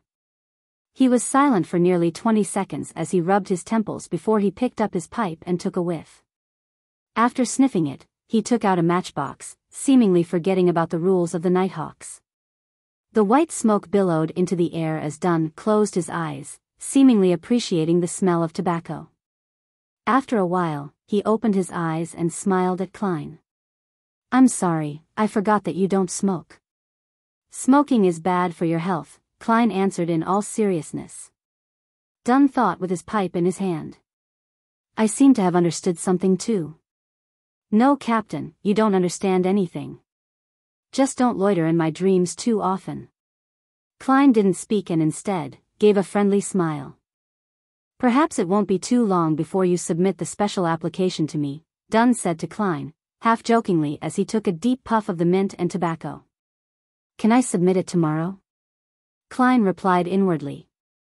He took out his pocket watch and looked at the time. Captain, I have be at old Neil's. Today's mysticism lessons are starting soon. All right. Dunn watched Klein leave, his pipe still in his hand. After closing the door to the captain's office, Klein made his way towards the steps leading to the basement in high spirits. He saw two strangers, a male and a female, when he walked past the clerk's office. The new clerks. Klein's mind wondered before he added inwardly, in another 2 days, definitely within this week, I'll submit my application to captain. Then I'll pass a series of inspections and become a Sequence 8 clown. Along the silent underground passage, Klein turned to the armory and pushed the guard room door open. What happened to you? Klein had a shock when he saw old Neil. Old Neil looked dispirited, his face was pale. He yawned constantly as he said, I've been a little constipated lately. I tried ritualistic magic that can solve such problems last night. In the end, I didn't sleep well the entire night. I had to head to the bathroom multiple times, and in the end, I nearly fell asleep on the toilet bowl. Well, the problem of constipation has been solved. Klein nearly laughed, seeing that it wasn't a serious problem. But he controlled himself. He asked, Are you feeling better now? At the same time, his concern made him tap his left molar twice. He used his spirit vision to observe the aura of old Neil's health. There are some darkness and impurities in the digestive system's yellow and the kidneys' orange colors, but it's nothing too serious and is within an acceptable range. Klein heaved a sigh of relief. I'm fine now. I got some medicine for the diarrhea from Fry. Old Neil yawned like a drug addict. Self-study for today's supernatural lesson. There's only 2 or 3 days left of content anyway. All right, Klein responded politely. I could help you guard the armory and study here. How about you go rest in the break room? Old Neil immediately straightened his back, his eyes glimmering as he answered, Lad, you surely are the kindest nighthawk, second to Fry. I'll hand the armory over to you. He picked up the cushion he had placed on his knees and rushed out of the guard room like a typhoon, leaving Klein the only person there, dazed. The Blackthorn Security Company accepted an extra mission in the morning. The task involved escorting a rich merchant to the harbor for a deal. Leonard and Kenley completed it easily, earning themselves some extra pay, much to the envy of Klein. He went about his day, learning about mysticism, practicing his shooting, and getting tortured by Instructor Gawain, who seemed to have been agitated by something. Huff, huff. Klein gasped for air. He only regained the ability to take a shower and change after quite some time. He continued toiling after leaving Gawain's house. He spent 2 solely on a carriage and investigated the other 10 houses with red chimneys. Klein's expression became very grave when the last house with the red chimney left his field of vision. The house with the red chimney that I saw in my divination isn't in the list of houses with a recent change in tenants. If that's the case, this has just become troublesome. I wonder how much time I would need to investigate about 1,600 houses. Sigh. I can't ask for any help to do something like this. After all, only I would have the sense of familiarity from my spirituality when I see the target. Don't be discouraged, don't give up. I'll continue the investigation whenever I have free time. I'll try to complete it within 3 months, no, 2 months. Who knows, the target might be found in tomorrow's investigation. And, I'll organize the material when I get back and plan a route according to the distance of the sectors. Klein motivated himself, banishing his feelings of depression. Now that he had made a decision, he planned to instruct the driver to turn toward Daffodil Street. However, he suddenly realized that he was somewhere close to where Mr. Azik stayed. Before Mr. Azik went for his holiday, he did write to tell me that he would be back sometime this week, but he didn't specify the exact date. Since it's on the way, I'll leave a note for him. Also, I rented this carriage for an hour with 2 solely, and the time's almost up anyway. I'll just stop at Mr. Azik's house, then take a public carriage back. Klein quickly made a decision.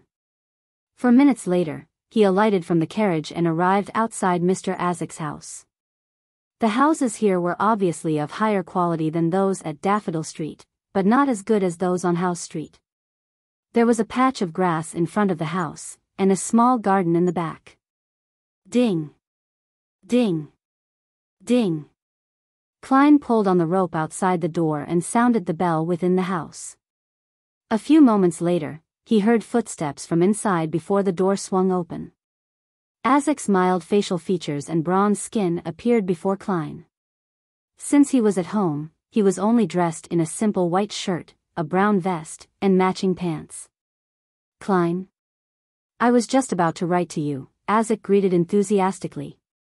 I just arrived home last night. Klein stared at the small mole near Azik's right ear. Mr. Azik, I found a clue to your past. Really? Azik instantly became excited. The sadness he had in his eyes dulled. Let's talk inside. Klein looked around. Azik quickly nodded.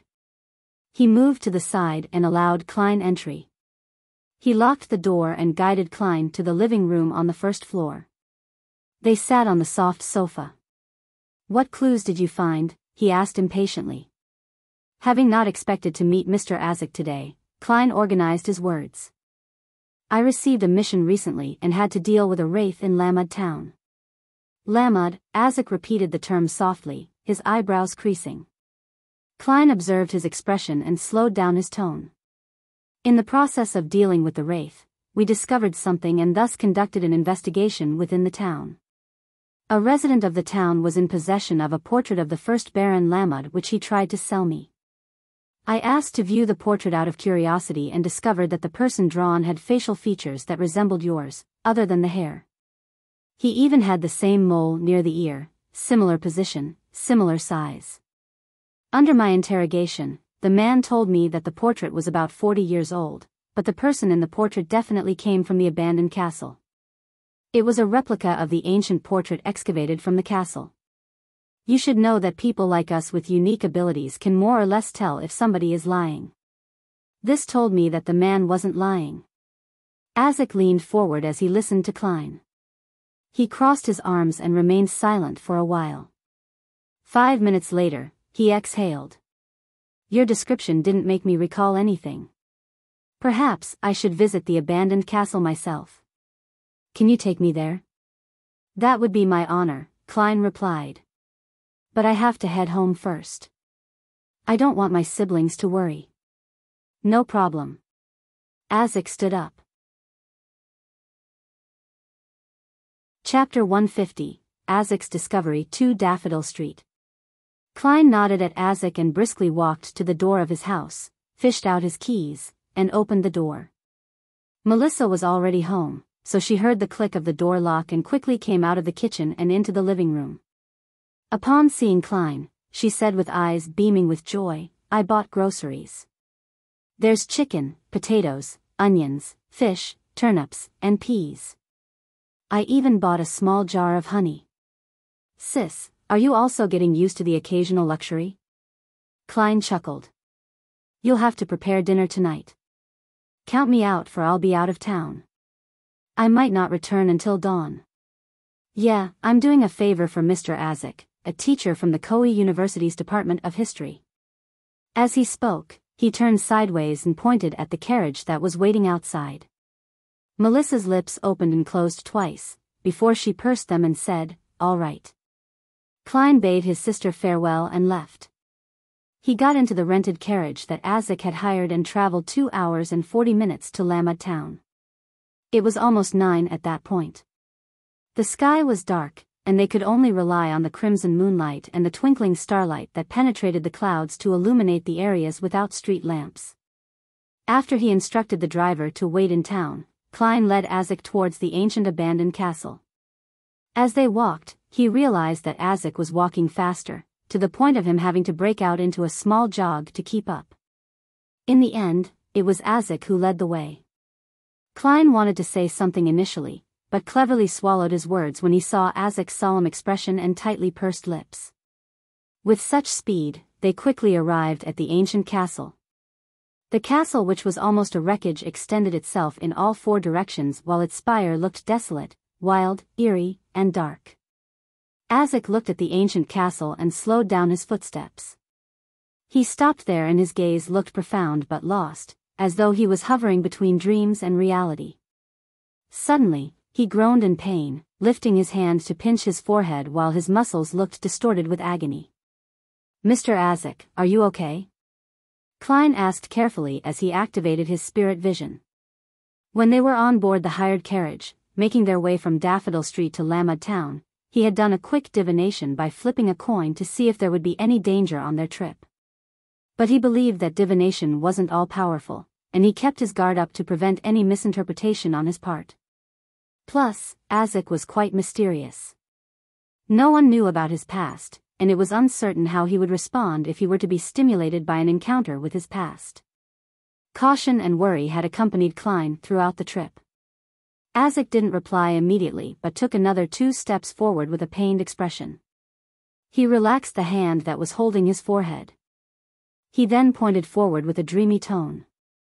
"I've seen this ancient castle before in my dream. Back then, it was still complete with a robust outer wall and a high spire. I remember that there was a stable there, a water well there, and a barracks there. Over there was a garden that was used to plant potatoes and sweet potatoes. I remember there was a training field. My child, he was a boy. He was only about 7 or 8 years old, but he enjoyed running around while dragging a broadsword that was taller than him. He said that he wanted to become a knight when he grows up. My wife always complained about it being too gloomy in the castle. She liked the sunlight, the warmth." Klein looked at the color of his energy field, and what the man said made his scalp tingle. He was also slightly touched, as though he was experiencing a paranormal story himself. The ancient castle is really related to Mr. Azik. Could he really be the first-generation Baron Lamad, a transcendental creature that has lived for 1400 years? Is he a human or an evil spirit? No way. There are no such things as evil spirits running around under broad daylight and getting involved with the Nighthawks. Klein couldn't help with his thoughts and allowed them to clash against each other to ignite more ideas. Just then, Azik stopped muttering and took huge strides through the main gate. He walked all the way into the castle without Klein's guidance. He found the hidden gear with obvious familiarity and opened the secret door to enter the basement. Gripping his cane tightly, Klein followed behind Azik. They walked down along the stairs and returned to the place where there was a coffin. Unlike the previous time, the coffin was closed and the warm and pure feeling was gone. "The coffin is closed. It must have been Fry. It's his work ethic as a corpse collector." Klein nodded thoughtfully and watched the conflicted Azik walk in front of the coffin with his spirit vision. Azik extended his hands to push the coffin lid until there was a gap. He gazed at the skeleton without a skull for a long time, and he suddenly wailed in pain and sorrow. Azik lurched backwards with heavy footsteps. He staggered and fell against the wall before Klein managed to respond. He covered his face with his hands and sat there dispirited. The surroundings suddenly became even darker. Klein quickened his pace and extended his hands, but he retracted them again, not daring to disturb the man. Just then, his spiritual perception told him that the current Mr. Azik was very scary, so scary that the basement grew gloomy and terrifying. Klein slowly moved closer to the stairs. He trusted Mr. Azik's character, but he was afraid that the man would lose control. In such an uneasy situation, he waited for a few more minutes. Then, he finally saw Azik lower his hands and stand up slowly. "Mr. Azik seems to have changed. This is what my spiritual perception tell me. But in my spirit vision, his aura colors don't have any obvious changes. His emotions are in low spirits, depressed and pained as before." Klein made a quick judgment and felt that Azik had become gloomier and more imposing. "I recalled something, but it's very minor." Azik spoke with an emotionless tone. Then, he looked around and said, "I sense the power that made your fate disharmonious. Huh? Klein was stunned. Pleasantly surprised, he asked in reply, "Can you trace the source?" The person behind the scene who stayed in the Red Chimney House created coincidences in secret and came to Lamud's ancient castle to take away the black armored knight's head? What is he trying to do? What is his true intention? It's been too long, but I'd like to try. There seemed to be a volcano that was close to erupting within Azik's deep voice. How? Klein asked curiously. Azik walked before the coffin and gazed upon the skeleton inside it. He took my child's skull. I want to find him through a blood connection. Your child? Mr. Azik, are you sure the black armored knight is your child? So you really are an antique. You really lost your memory after such a long time? This is the price you have to pay in order to obtain such longevity? Klein took a silent breath, feeling the odd sensation of interacting with a legendary creature. Then, Azik extended his right hand and suddenly cut his index finger with his thumbnail. A drop of fresh red blood accurately dripped onto the white skeleton. It quickly seeped into the skeleton, and the entire skeleton suddenly turned blood red. Wah! Wah! Wah! Klein suddenly heard the sound of a baby crying and felt that there was someone staring at him from behind. He drew his revolver and pointed behind him before turning around slowly. However, there was nothing in sight. Nothing existed behind him. Even the stairway that connected to the ground floor was gone. Wah! Wah! The sound of a baby crying drilled into Klein's ears, and when he looked towards the coffin again, he was shocked to see that there were many shapeless and distorted faces rising amidst billowing black fog. Then, they manifested a strange door. Creak!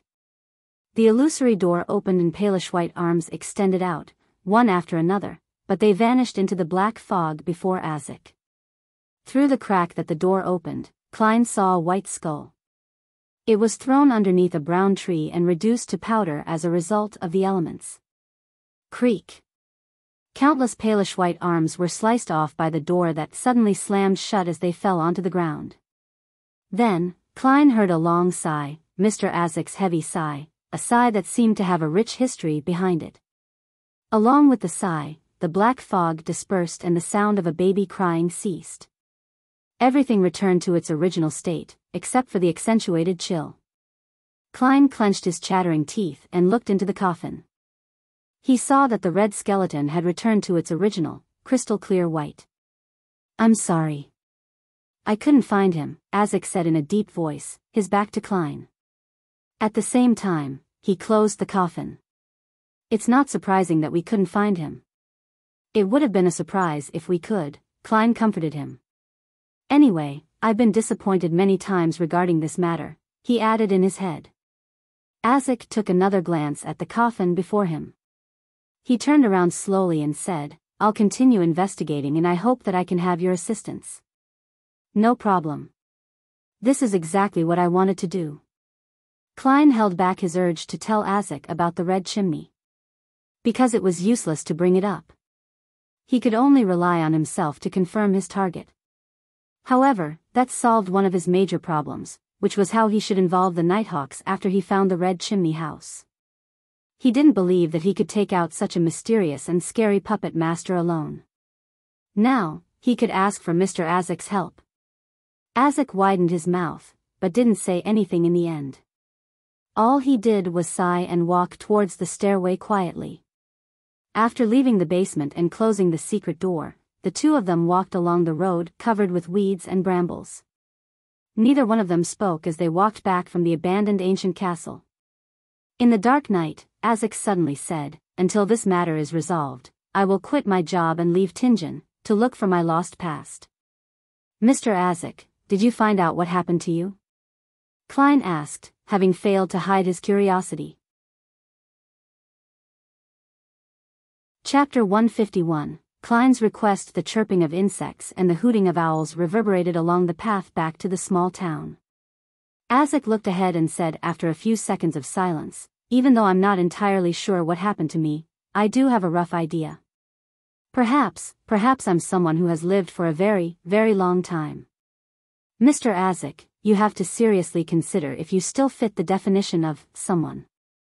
Klein thought to himself, but he didn't dare to say it out loud. This wilderness, this silence, often makes one weak. I should have paid some sort of price in exchange for this long life. I've lived since the end of the fourth epoch, like a wandering spirit across the continent. Azik's voice deepened, as if he was trying to suppress his emotions. I don't remember the past. I've forgotten about the people and things that I've sworn to remember. Klein poked at the weeds in front of him and said, in thought, Mr. Azik, I have a theory regarding your situation. What theory? Azik looked to the side. I think that there's a cycle to your memory loss. Perhaps you die once every few decades, and your memories of the events before that vanishes. Then, after some time, you wake up from the darkness of your slumber and begin on a new phase of life. This way, we can explain why you would have such varied dreams. Those are events that you came across over your several lives, Klein described his theory. Azik slowed down his pace, as if the darkness had grabbed onto his sleeve. He looked ahead with a turbid look before saying after a while, that is consistent with the memories that were jolted awake just now. Memories that were jolted awake? Klein had an idea as he said immediately, Mr. Azik, you might not have to leave Tingen to search for your lost past. You'll regain your memories slowly. Why? Azik turned his head in surprise. Klein smiled and said, your memories aren't completely gone. The parts of your memory that jolted awake just now are proof of that. Furthermore, do you remember the moment you woke up in Backlund and discovered that you had forgotten all about the past? Azik nodded. That's a nightmare that bothers me till this day. Klein tapped downwards with his black cane and explained in detail, before today, I didn't think that there was a problem with that. But your description just now, together with my own conjecture, makes it feel a little weird. You had a document of identification and enough money when you woke up from your dream. You also appeared in a way that didn't startle anyone. All of that seems like it was arranged for you, allowing you to fit into society with little effort. Then, who made the arrangements? There is only one answer, the you from the past. The past you regained his memories and knew that you would have to usher in a new life. Thus, he prepared everything for you, trying his best to not let you attract suspicion from anyone else. Azik stopped walking. He looked at the specks of light coming from the town, once again slipped into silence. Perhaps the parents that I've been searching for were the past me all along, he sighed, admitting that Klein's deduction was very plausible. Thus, you don't need to do anything. All you have to do is patiently wait for your memories to come back to you, Klein concluded and consoled Mr. Azik. Azik subconsciously waved his cane before he turned still, like a sculpture carved out of marble. After a long time, he looked into the distance and answered, perhaps I'll only fully regain my memory when this life is nearing its end. I don't want to wait that long. I want to have plenty of time to understand and free myself from this destiny. So I have to be more proactive in searching for my past, to trigger my memories a little at a time. I have to get back my memories back before the time you hypothesized. Waiting would only make me repeat the cycle. Indeed, that's the choice worth looking forward to the most. Klein didn't advise against it. Instead, he asked, Mr. Azik, may I ask for your help in something trivial, other than finding the criminal that took the skull of your child and made my fate disharmonious? Azik nodded slightly. What do you need me to do? Klein organized his words and said, I hope that you can head to a town between 2 and 5 hours away from Tingen by carriage next week, or the week after. I need you to cause a paranormal incident, something that wouldn't harm anyone. Judging from how you tried to search for the criminal using your bloodline's connection, I would think that you are fairly adept in the field of dead souls. No problem, Azik promised without any hesitation. He didn't ask Klein why he wanted him to do something like that. At the same time, he had tacitly confirmed Klein's conjecture about his powers. Thank you. This is very important to me. Also, you can only choose a follower of the Evernight goddess when you are picking a target. Also, don't leave any clues behind, Klein instructed. Only through this method could the incident be relayed to the Tingen Nighthawks. Only then could he join the team on the mission and suggest using sealed artifact 3-0782. Only then could he extract the divine blood from the sealed artifact to create flaring sun charms. That was the most powerful item he could obtain at the moment. Under the assumption that the culprit living in the house with the red chimney hasn't left Tingen, and that Klein was going to continue investigating, he had to try his best to become more powerful. Yes, according to the information I obtained, stealing a little of its powers wouldn't damage 3-0782. At the very most, it would only lessen the amount of time it takes to purify. This is for the safety and stability of Tingen City. Klein inwardly tried to justify his actions. Azik didn't care about his motives. He nodded. I will tell you the name of the town and the estimated time beforehand so you can prepare yourself. Phew. Klein heaved a sigh of relief. He felt that this trip to Lamud town wasn't a wasted trip. Even though they only managed to peel back the outermost layer of the mystery surrounding Mr. Azik and had much more to find out, he had at least managed to gain the friendship of Azik, a reliable ally in his search for the culprit behind the scenes. At 11:30 that night, Klein returned to 2 Daffodil Street, hungry and tired. To think that Mr. Azik didn't treat me to dinner. Sigh. He wouldn't have been in the mood to enjoy dinner anyway, Klein muttered as he opened the door. The house wasn't as dark as he had anticipated. An elegant gas lamp was silently emitting its light, warmly illuminating the living room. Benson was sitting alone on the sofa with a book, draped under a bright coat. When he saw the door open, Benson was just about to speak when he yawned. He had no choice but to cover his mouth. Klein closed the door and smiled, quipping, I went to Lamud town with Mr. Azik. There's an abandoned castle with a long history over there. Benson was immediately enlightened as he laughed. A moonless night, a castle abandoned for a millennia, a cold and creepy environment, coupled with a 2-man archaeological team. This is the perfect recipe for the opening of a paranormal novel. What happened today could be classified as paranormal. Klein suddenly recalled the strange door Mr. Azik conjured and the cries of a baby. He said, a lingering fear still gripping onto him, it did feel a bit like that back there. Benson yawned again before shutting his book and said, I need sleep. Ever since I began studying and reading classical literature, the quality of my sleep has become especially good. Klein laughed to himself, suddenly recalling something Miss Justice had mentioned. He said, lowering his voice, Benson, you know that my company has connections with the Awa County Police. I recently heard news from Backlund that the king, prime minister, other ministers and members of parliament are all sick of an inefficient government. They want to push for a reform and select talents to take on positions in the government based on an open examination, just like the entrance examinations of universities. Benson was at a loss at first, then his eyes sparkled as he asked, an open examination? Yes. As long as you pass the examination, you could become a civil servant in one of the branches of the government. My guess is that the contents of the examination will be modeled after the entrance exams of the universities, literature, the classics, math and logic, as well as a basic understanding of the law. Klein used this opportunity to include his opinion. He continued, Benson, this must be kept confidential, and don't put too much hope on this. No one knows if this will be passed by the House of Lords and House of Commons or not. I'll keep it in mind. I understand that all I need to do is study hard. Benson smiled, then said, I'd study hard whether this change happens or not. I'll try my best to free myself from my current circumstance and find a better job. Learning, that's the greatest difference between a human and a curly-haired baboon. No, research suggests that baboons have decent IQ levels, and a certain level of learning abilities.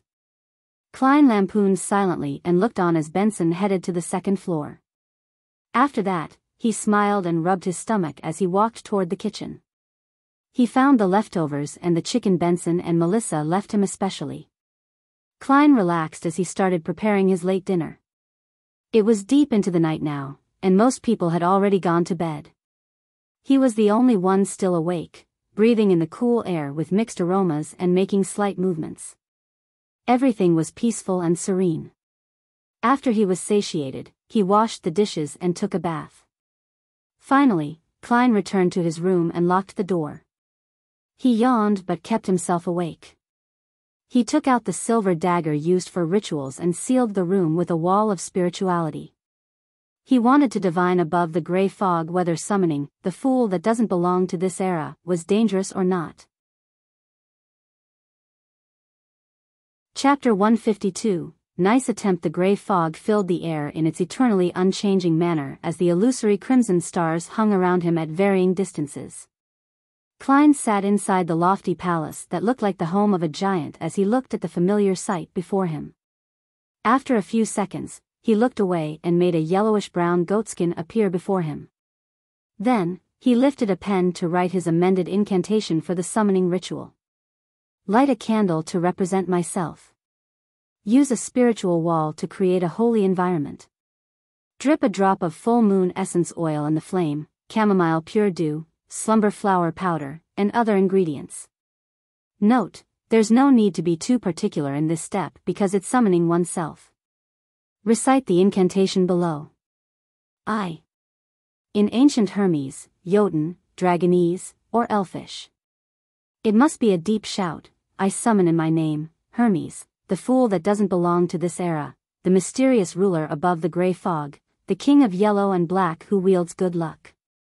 After scrutinizing it 3 times, Klein wrote a divination statement at the bottom. There will be danger if the ritual above is carried out outside of this world. Phew.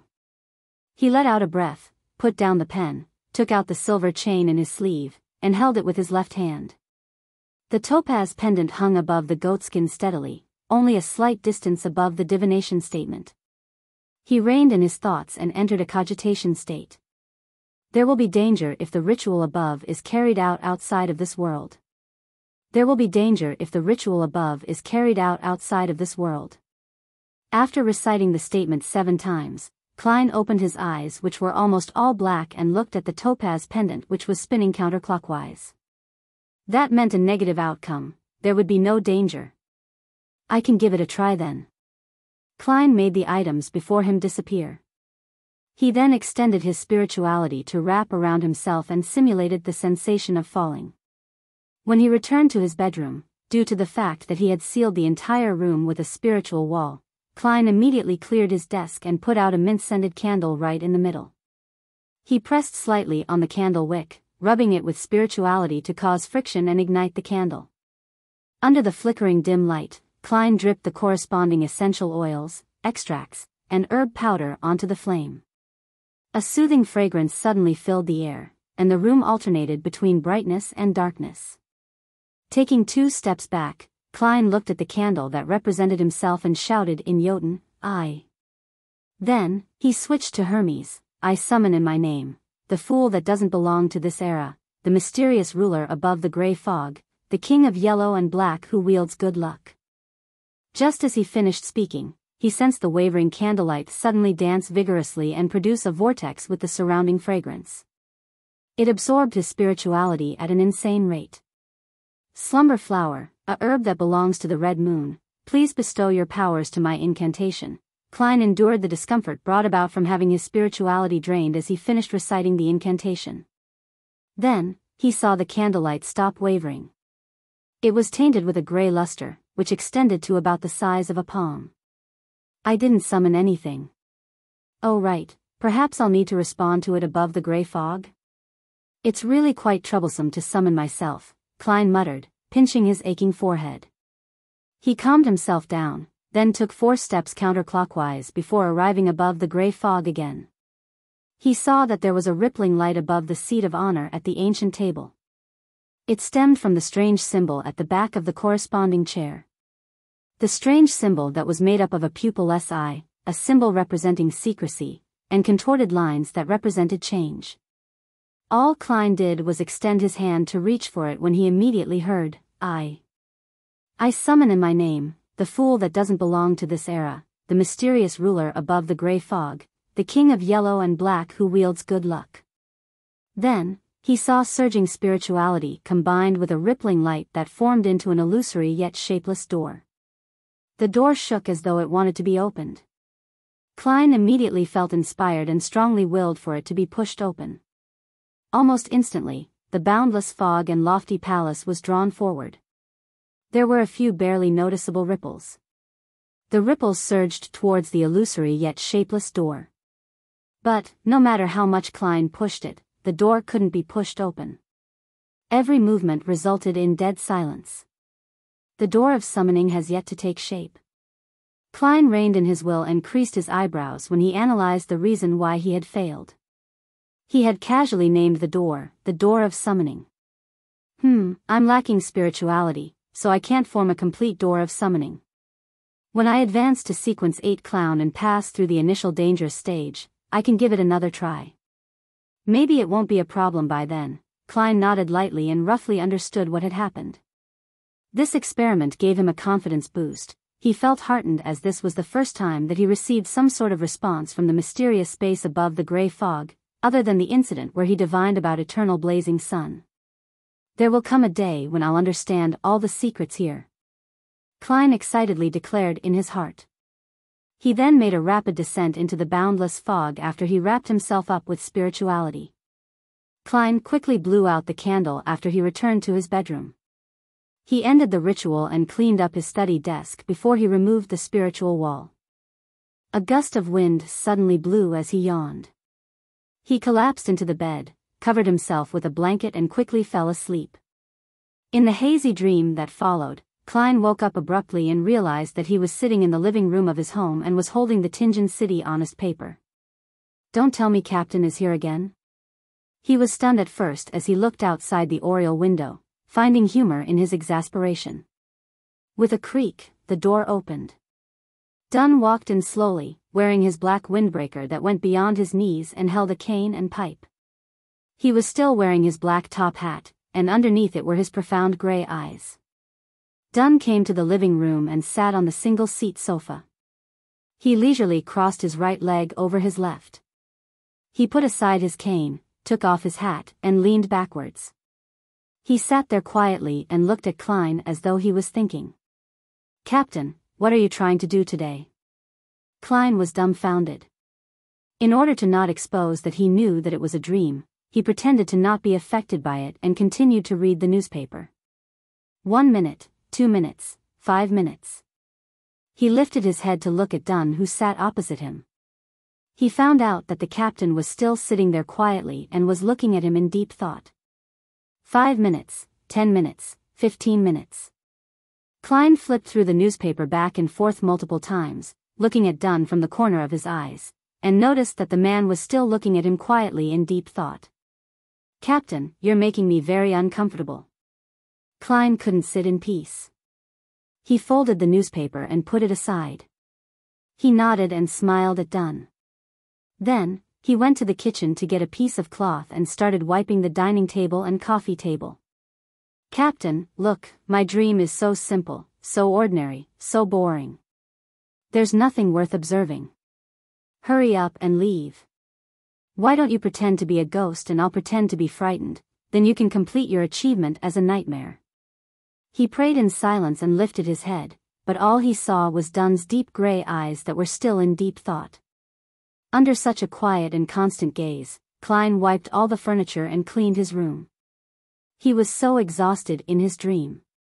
What wore him out the most was Dunn Smith, who was watching him quietly in deep thought. Klein had no idea how much time had passed while he made himself busy until he finally saw his captain uncross his legs and stand up. Then, he took his cane, put on his hat, and walked through the door. Klein held his breath and watched Dunn leave his house. He couldn't help but lift his right hand to wave goodbye. Phew. When everything returned to normal, Klein let out a breath of relief. That really was such a nightmare. He thought to himself, too preoccupied for tears. Backlund, West Backlund, Phillips Department Store. Phillips was one of the top-end department stores in the Lone Kingdom. It only opened to nobles and wealthy people who were qualified to be members. There was always luxurious carriages parked outside with different emblems printed on them. Not only was it a safe place for shopping, it also became a popular social venue due to the strict restriction on members. Audrey brought her maidservant, Annie, and her golden retriever, Susie. Under the ushering of an eagerly attentive attendant, she got off the carriage and walked through the entrance. Along the way, she saw daughters of viscounts, countesses, or maidens with parents of high social status. She maintained her elegance and greeted them all gracefully. She communicated with different nobles on different topics. For instance, when she faced a particular countess, she would compliment the fittings of the countess's dress, and when she greeted a particular baroness, she would praise the outstanding performance of the baroness's husband in the House of Lords. Audrey hadn't been good at that previously, she was too stubborn and too arrogant. But now, she didn't even need to put in much effort to respond perfectly. In a spectator's eyes, most of the emotions and thoughts of the female nobles were written on their faces. Arriving at the second floor, Audrey turned into a shop that sold ready-made dresses. The attendant in the shop was a petite maiden. She wore a black and white dress and had shoulder-length blonde hair. She was the arbiter, Xiao Dericha. Audrey gave Susie a look without changing her facial expression. The dog understood what her owner meant immediately and ran to another counter. Maidservant Annie went after Susie to try to drag her back. "Well done." Audrey complimented inwardly and walked next to Xiao Dericha, pretending to look at the variety of dresses. "Why did you arrange to meet me here for?" Xiao inquired with a whisper while she loudly introduced the dresses. Her voice was tender, just like a child's. "Where's the original attendant?" Audrey asked in reply instead of answering her. Xiao looked around and said, "I convinced her." She was happy to rest for the morning. Audrey looked at the different style dresses while she took out a piece of neatly folded paper from her lamb leather handbag and secretly passed it to Xiao. "Rear Admiral Hurricane, Kalangos, has snuck into Backlund. This is his portrait. I hope you can find him for me. Oh, and don't alert him."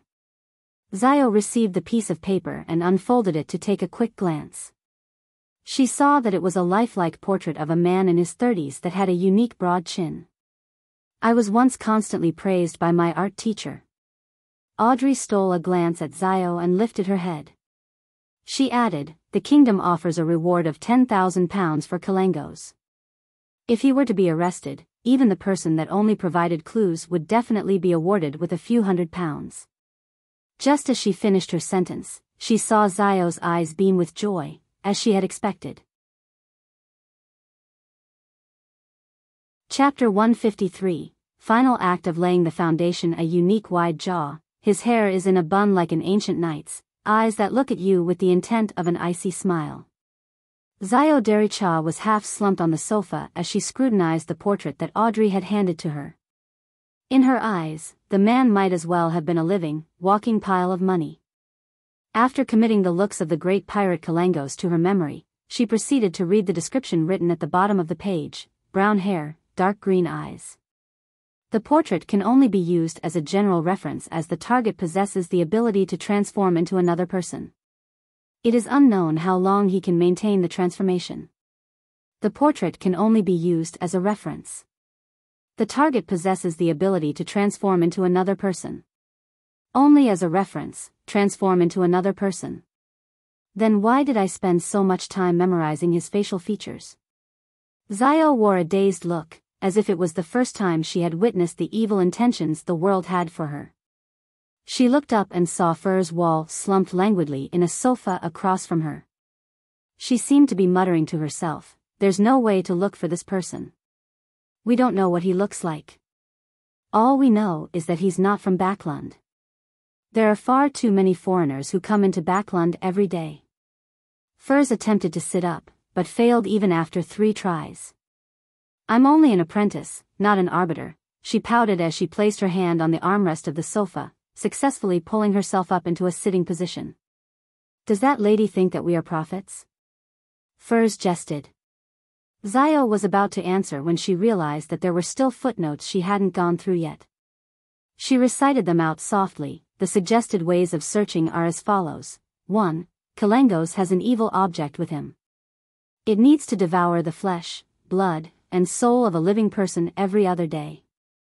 You can consider looking for missing vagrants. 2. search for Kalangos's information thoroughly and build a profile of his unique hobbies and behaviors.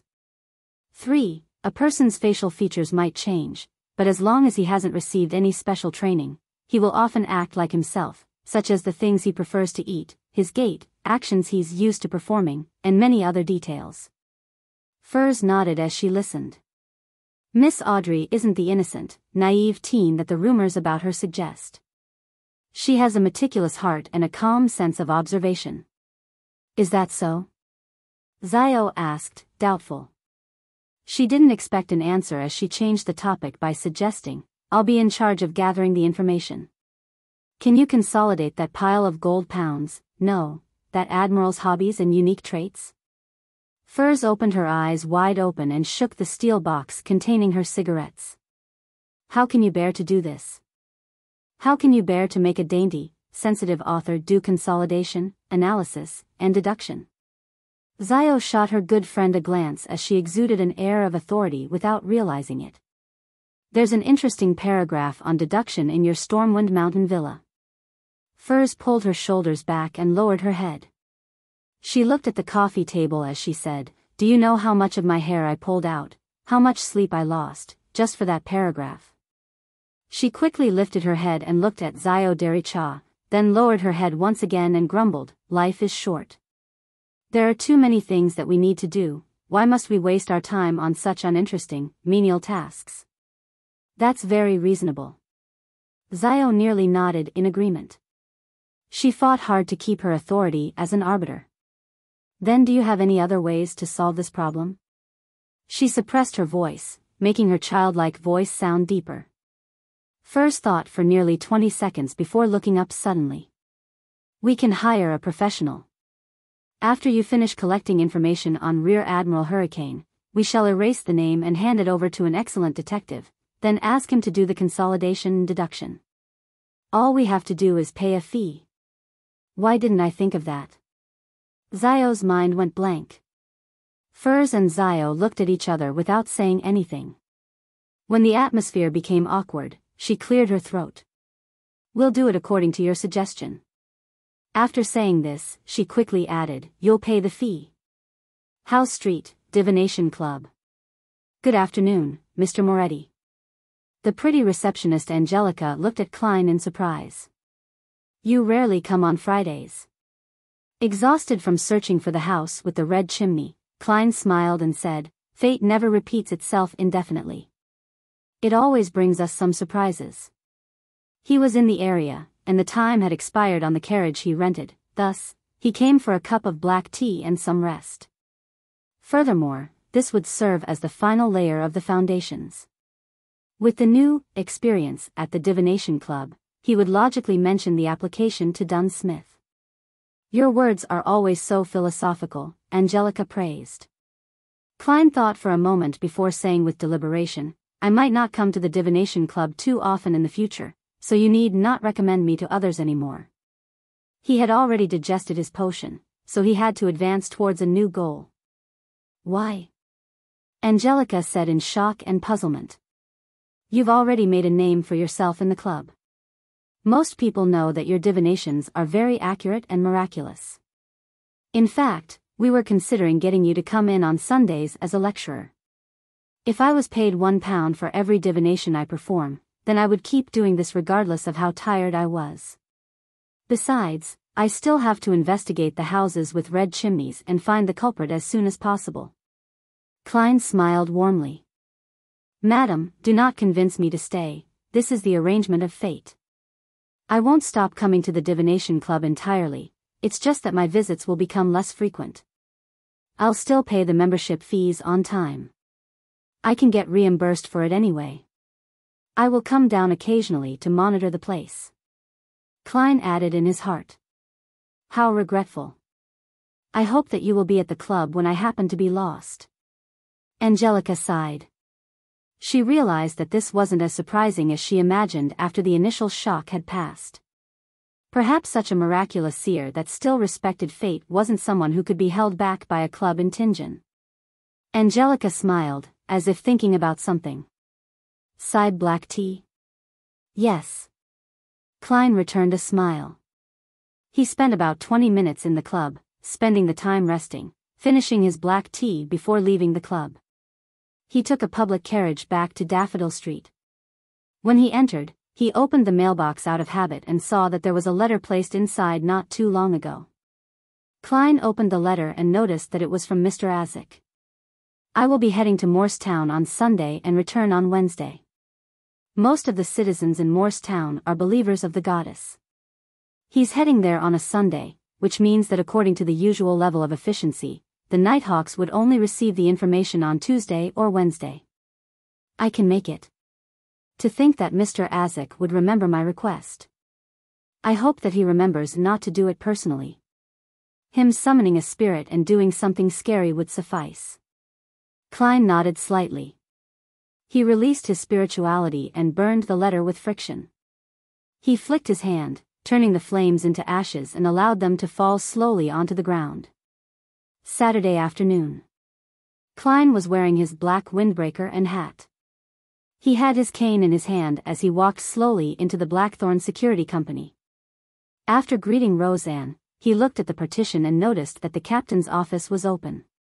He deliberately spoke louder. Yesterday, I saw a girl who looked just like you at the divination club. Really? Roseanne asked, her interest piqued. Klein nodded without sincerity. Yes, in fact, I thought that she was your sister. I'm sorry to have to disappoint you, but I have no sisters, not even cousins. Roseanne laughed. Do you remember her name? No, why would I remember her name? Klein smiled. Looking at her was exactly like looking at you. Can I take that as a compliment? Roseanne was a chatty girl who never needed others to start the conversation. She asked on her own accord, Klein, I would assume that you're earning quite a bit from the divination club? As a true seer, your abilities are far beyond those who take this as a hobby. We would still be good colleagues if you didn't mention this. Klein coughed. A seer has to be respectful of fate. We cannot use divination to ask for abnormal privileges. Are you concluding your own maxim for a seer? Roseanne asked out of curiosity. Yes, Klein answered frankly. After a brief chat, Klein said goodbye to Roseanne. He took his hat and walked toward the partition. Knock. Knock. Knock. He looked at Dunn Smith, who was drinking his coffee, as he knocked on the open door. Please come in. Dunn looked up at Klein and adjusted his posture immediately. Klein had already probed the captain over the past 2 days. He confirmed that Dunn Smith hadn't mentioned the acting method as he was trying it out. It was clear that he was also cautious of the higher-ups of the church. Thus he closed the door and sat across from Dunn. He said with a serious, yet slightly excited expression, Captain, I believe that I have completely grasped the seer potion. I wish to submit a special application. Chapter 154, Sharing Experience. As he looked into Klein's eyes, Dunn took a deep breath and leaned back. Then, he slowly exhaled as he spoke. Are you certain? There were minor changes in his facial expression. He seemed to be well prepared for the special application, but he hadn't expected it to be so soon. Captain, why do you look relieved? Klein didn't conceal his smile as he said, I'm certain, Captain. When you fully master a potion, you'll feel a very special and magical sensation. You'll have no doubt that you've fully mastered the potion. Special, magical feeling. Dunn muttered those words softly and his eyebrows slowly knitted together. The captain advanced twice without fully digesting the potion. Of course, if he didn't know about the acting method, it would be difficult to fully digest it. He must have used a prolonged period of time to break it down and was subconsciously acting to minimize the risk of losing control. Poor captain. Klein quietly looked at Dunn Smith, but he didn't speak or say anything further so as to allow Dunn to think carefully. After almost a minute, Dunn's deep eyes reflected Klein's figure once again. He weighed his words before he said, maybe it would be a better option to wait another year. What the captain means is that waiting another year would make it less conspicuous. With the example that Madame Daly set for me, the higher-ups wouldn't pay too much attention to me. At most, I would only be put on a list for observation, Klein thought and answered frankly. At first, I wanted to wait until next year to send in my special application. After all, there are too many things that I need to master. For instance, my combat arts is only at the beginner level. But, Captain, don't you think that we've experienced too many coincidences in the last 2 months? We were chasing after the kidnappers when we came across the Antigonus notebook in the opposite room. The shipment of sealed artifact 2-049 was delayed, but Ray Bieber didn't leave Tingen and tried to digest the power at the harbor. I went to attend a birthday banquet and triggered Hanas Vincent's incident. I went to investigate at the library and ran into a member of the Aurora Order. I don't know what these coincidences mean, but I feel insecure. That's why I want to enhance myself in the best possible way. Klein seized the opportunity to talk about the manipulator behind the scenes. It was something he had planned to include in his schedule. Without exposing his uniqueness, he would remind the Nighthawks to make them search for more clues from different angles. What he said earlier would only lead the other Nighthawks to conclude that Klein had a discerning mind and was good at organizing his thoughts. The moment Klein said the word "but," Dunn's body leaned forward. In the end, he steepled his fingers in front of his mouth. He fixed his gaze and remained quiet, seemingly thinking about what Klein had said. After a while, Dunn lifted his head and said in a mellow and deep voice, very perceptive. Perhaps there really is something lurking in the dark. Without waiting for Klein to speak, he instructed, "You can submit the special application." "All right." Klein lifted the corner of his lips when he answered. He got up with a smile and walked towards the door. As expected, he heard a familiar additional remark. "Hold on," Dunn called out. He weighed his words and said, "Take note of your choice of words." "Don't worry, Captain. I place a far greater importance on this matter than you do." Klein nodded in agreement with a smile. At first, he thought Dunn would propose that they avoid going through the Holy Cathedral and instead advance to Sequence 8 in secret. Then they could go through the normal procedure after 3 years. However, after he thought it through, he realized that it was impossible. Regardless of whether it was through a special application or a normal application, the person who was going to advance still had to be investigated by the Holy Cathedral. The only difference was that one method was relatively simple and the other was more complicated. If he had become a Sequence 8 in secret, then it could put the entire Tingen Nighthawks in trouble. Since Klein was finished with his mysticism lessons, he didn't go to the basement in a hurry but walked to the clerk's office next door after leaving the captain's office. He found a man and a woman sitting in the office. The man was in his 30s and the woman was in her 20s. They were the 2 newly added members. They were surprised when Klein entered, then they smiled and nodded in greeting. They were curious and in awe of the Beyonders that they worked with. Klein didn't chat with them but found an empty desk and began writing a draft for the special application. As he already had a draft in his head, it only took about 10 minutes to complete his initial work. After reading it a couple of times and amending parts of it, he sat before the Ackerson Model 1346 typewriter and started typing his draft onto a document. Listening to the tapping of the keyboard, the 2 new clerks exchanged looks and stood up simultaneously. They left the office and went to the reception hall to chat with Roseanne, allowing Klein to have some privacy. Very careful and fully aware of the need to maintain secrecy, Klein stole a glance at their receding figures as he complimented them. He focused on his work again and continued tapping on the typewriter. Just as he was going to complete his special application, Leonard Mitchell came out of the restroom. He looked around while he buttoned his shirt. There was an unrestrained beauty in his messy hair. "What's the report you're writing?" Leonard looked around the clerk's office as he leaned against the door frame with his right foot tiptoed to balance himself and his hands tucked into his pockets. His green eyes examined Klein with interest. Klein typed the last word and the last punctuation mark. He then turned his head and smiled. "Special application." "Special application?" Leonard asked, puzzled. Klein picked up the paper and skimmed through it quickly. He casually explained, "A special application to advance to Sequence 8. Cough." Cough. Cough. Leonard suddenly coughed vigorously. He calmed down and asked, digest? Bro, you know quite a bit. Klein held his special application and walked before Leonard. He lifted an eyebrow and said, yes. Then, he looked into his eyes and added softly with a chuckle, I remember someone told me once that there are some people who are special, people who can do things that others can't. Such as me. Such as you. Leonard was suddenly at a loss for words.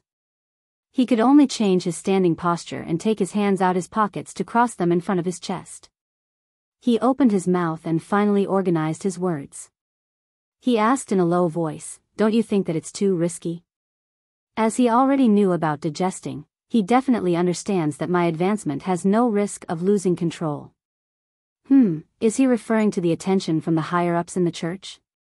Klein explained while in thought, Leonard, do you remember the first task that we worked on together?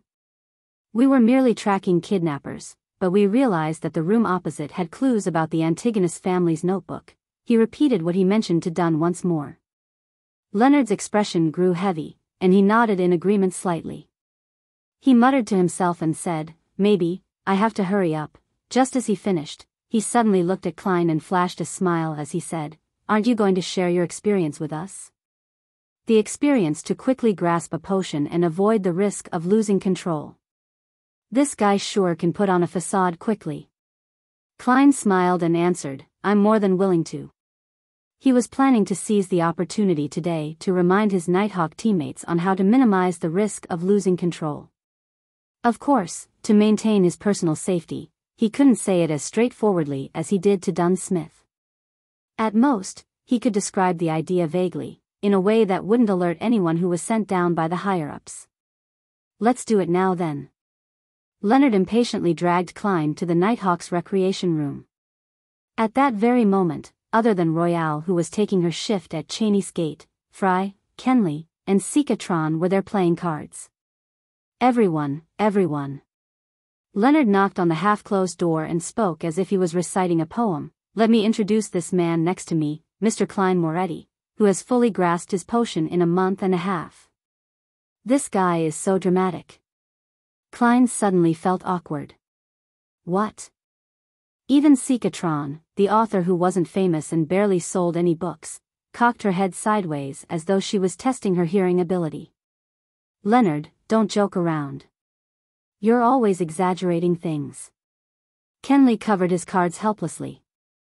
Fry held his cards as he looked at Klein. He kept quiet for a while and said, Are you sure that you've already fully grasped the potion? Yes. Klein could feel his concern and he nodded confidently. There was an obvious indication. What? Really? Kenley shouted a delayed response and stood up. Leonard chuckled and pointed at the paper in Klein's hands as he said, This is the special application that he's going to hand in. The special application to advance to Sequence 8. How did you do it? Sikatron had many questions, but she only voiced the one that concerned her the most after taking a deep breath.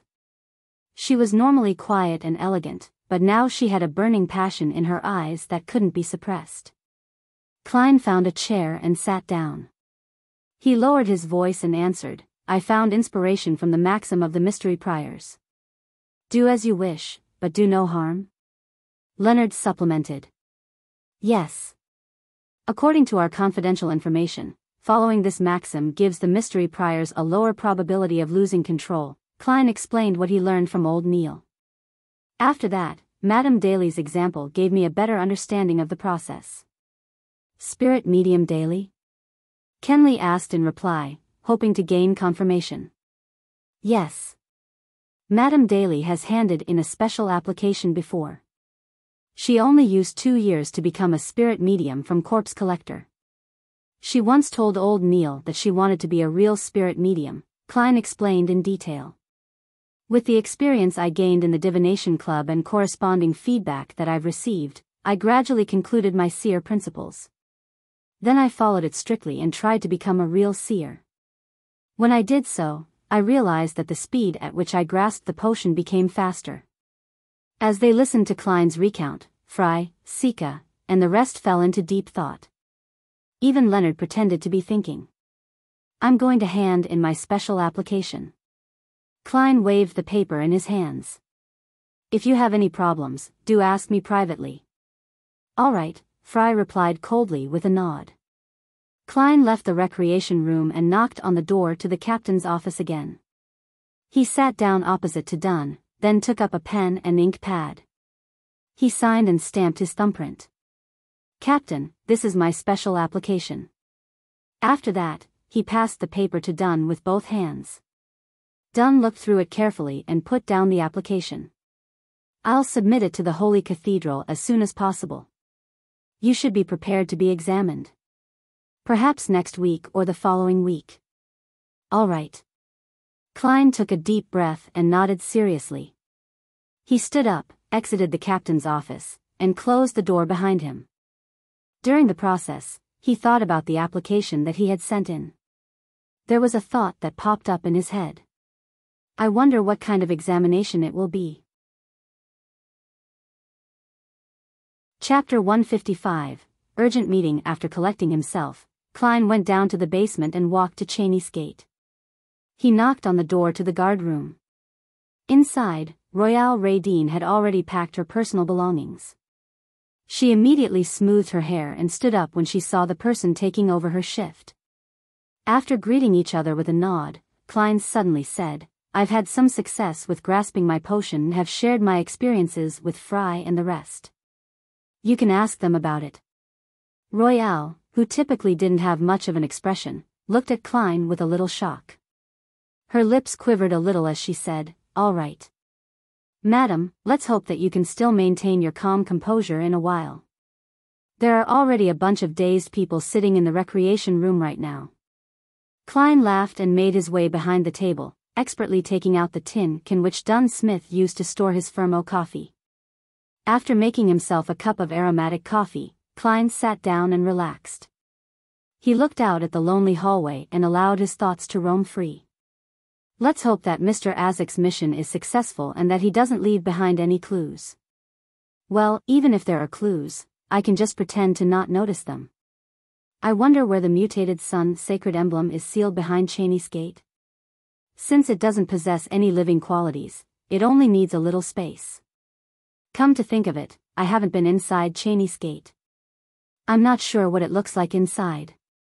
To be able to keep the weird sealed artifacts of varying sizes safe and maintain surveillance, it must be quite special indeed.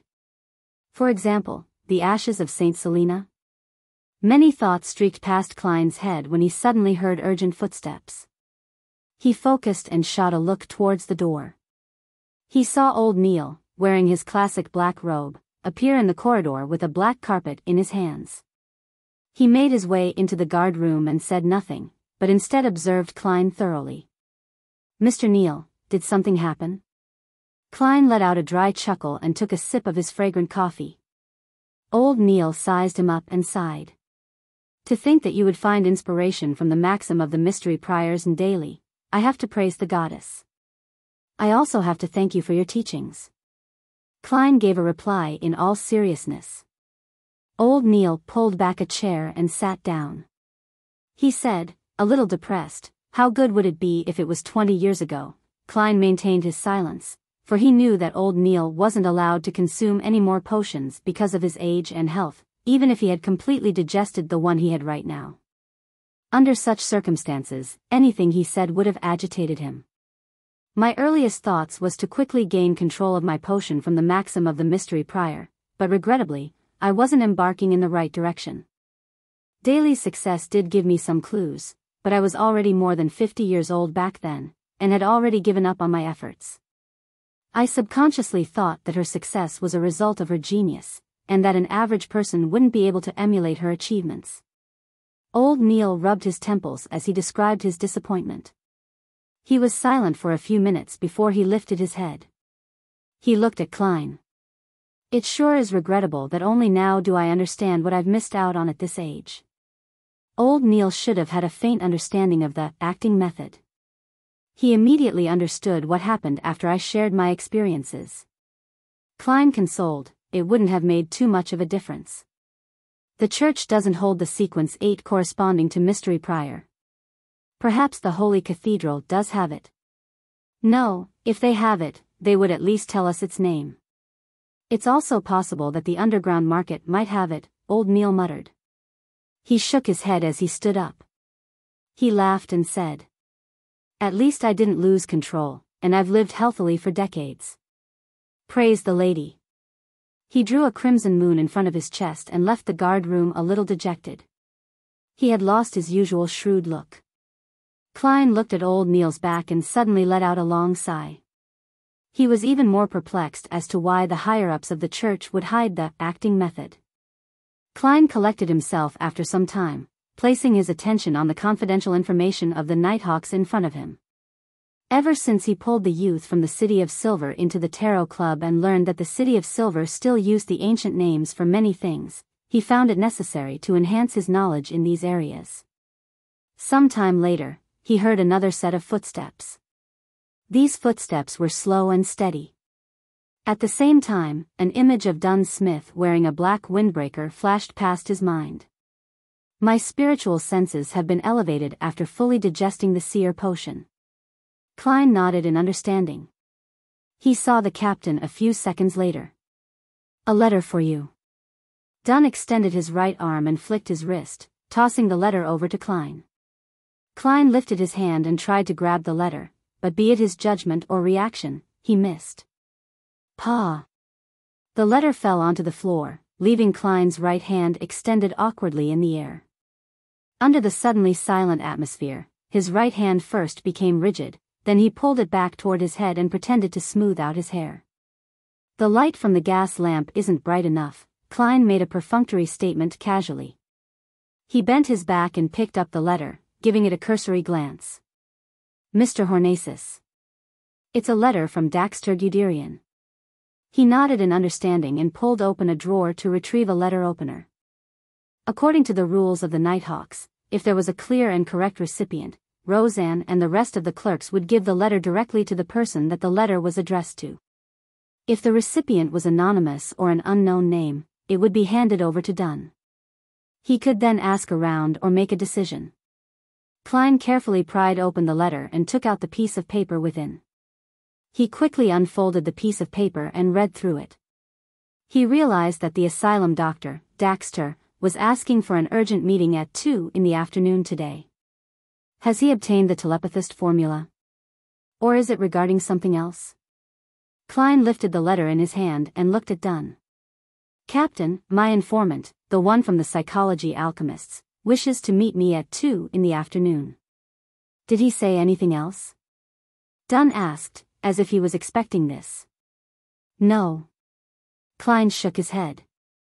Dunn thought for a moment, then said in a heavy voice, "Get Leonard to watch over Cheney's gate for the time being. I'll go with you and hide somewhere. These urgent requests to meet could sometimes be a trap. I've heard of many similar incidents. Furthermore, if it's something important, we can act quickly. Captain, you sure are experienced. Not to mention being the most reliable, trustworthy captain without memory issues whenever we have something serious to do." Klein immediately nodded. "All right. At 2 in the afternoon. Inside the small shooting range 9 of the Zutland Street Shooting Club." Klein looked at the target that was covered in bullet holes, then glanced at the uneasy Dr. Daxter Guderian. "What happened for you to look for mercenaries at the Hound Pub in such a fluster?" Only by doing so would the boss of the Hound Pub, right, hand the letter immediately to the Blackthorn Security Company instead of waiting for Klein to collect it himself. Daxter observed Klein's expression and body language, then responded softly, "I find Hood Eugen a little abnormal recently." Hood Eugen was the patient from the mental asylum that had roped Daxter into the psychology alchemists. "What sort of abnormalities has he exhibited?" Klein pressed, displaying his professionalism. Daxter heaved a sigh of relief, as if he had found a pillar of support. He said while deliberating his words, "He seems to have really gone insane." "Really gone insane?" Klein asked in shock. Didn't Hood Eugen feign his illness and infiltrate the mental asylum to attempt to influence the patients in order to train his mental abilities? He had really turned sick, genuine insanity? I think so. Daxter paced around anxiously. I could hold a normal conversation with him in the past and receive guidance on how to correctly use my Beyonder powers. But in the past few days, his thought processes and his condition has become really weird. I can barely communicate with him. He was just like my other patients, even though I've managed to get the telepathist formula as a result. But I cannot determine if it's real or fake. I'm afraid that there might be some uncontrollable changes that might occur. No matter. As a seer who has the mysterious world above the gray fog, I'll be able to determine if it's real or fake. Klein heaved a sigh of relief before creasing his brows and asking, did he come into contact with anyone before he turned abnormal? Only the patients. I cannot guarantee that, though. I'm not in the asylum for the whole day. I also need time to rest, Daxter said, his expression serious. Klein nodded, as if it was something trivial. Don't worry. I'll send someone to protect you in secret. You should find out who Hudyujin has come into contact with as soon as possible. Also, you have to be careful, he might be testing you. You should also report this to the members of the Psychology Alchemists and see how the higher-ups of your organization react. All right. Daxter propped up his golden spectacles, recovering the calm of a spectator. He then took out a piece of paper from his pocket and handed it over to Klein. This is the formula for the telepathist potion, but I cannot guarantee its authenticity. We will verify it. Klein smiled in response. He unfolded the piece of paper on the spot and looked at it. Main ingredients: the complete pituitary gland of a mature rainbow salamander, 10 milliliters of spinal fluid from a Farsman rabbit. Supplementary ingredients: chestnut spore 5 grams, dragon tooth grass powder 8 grams, 3 petals of pure white elf flowers, pure water 100 milliliters. Excellent, Klein praised. He folded the piece of paper and stuffed it into the inner pocket of his tuxedo. After exchanging a few more words and ascertaining that the voices, which Daxter was hearing, were subsiding, Klein bade him farewell. He cautiously made his way to the shooting range reserved for the Nighthawks. Dunn Smith was waiting inside. Captain, the informant gave me the telepathist formula to thank me for helping him control the side effects of the potion, but he cannot determine the authenticity of the potion.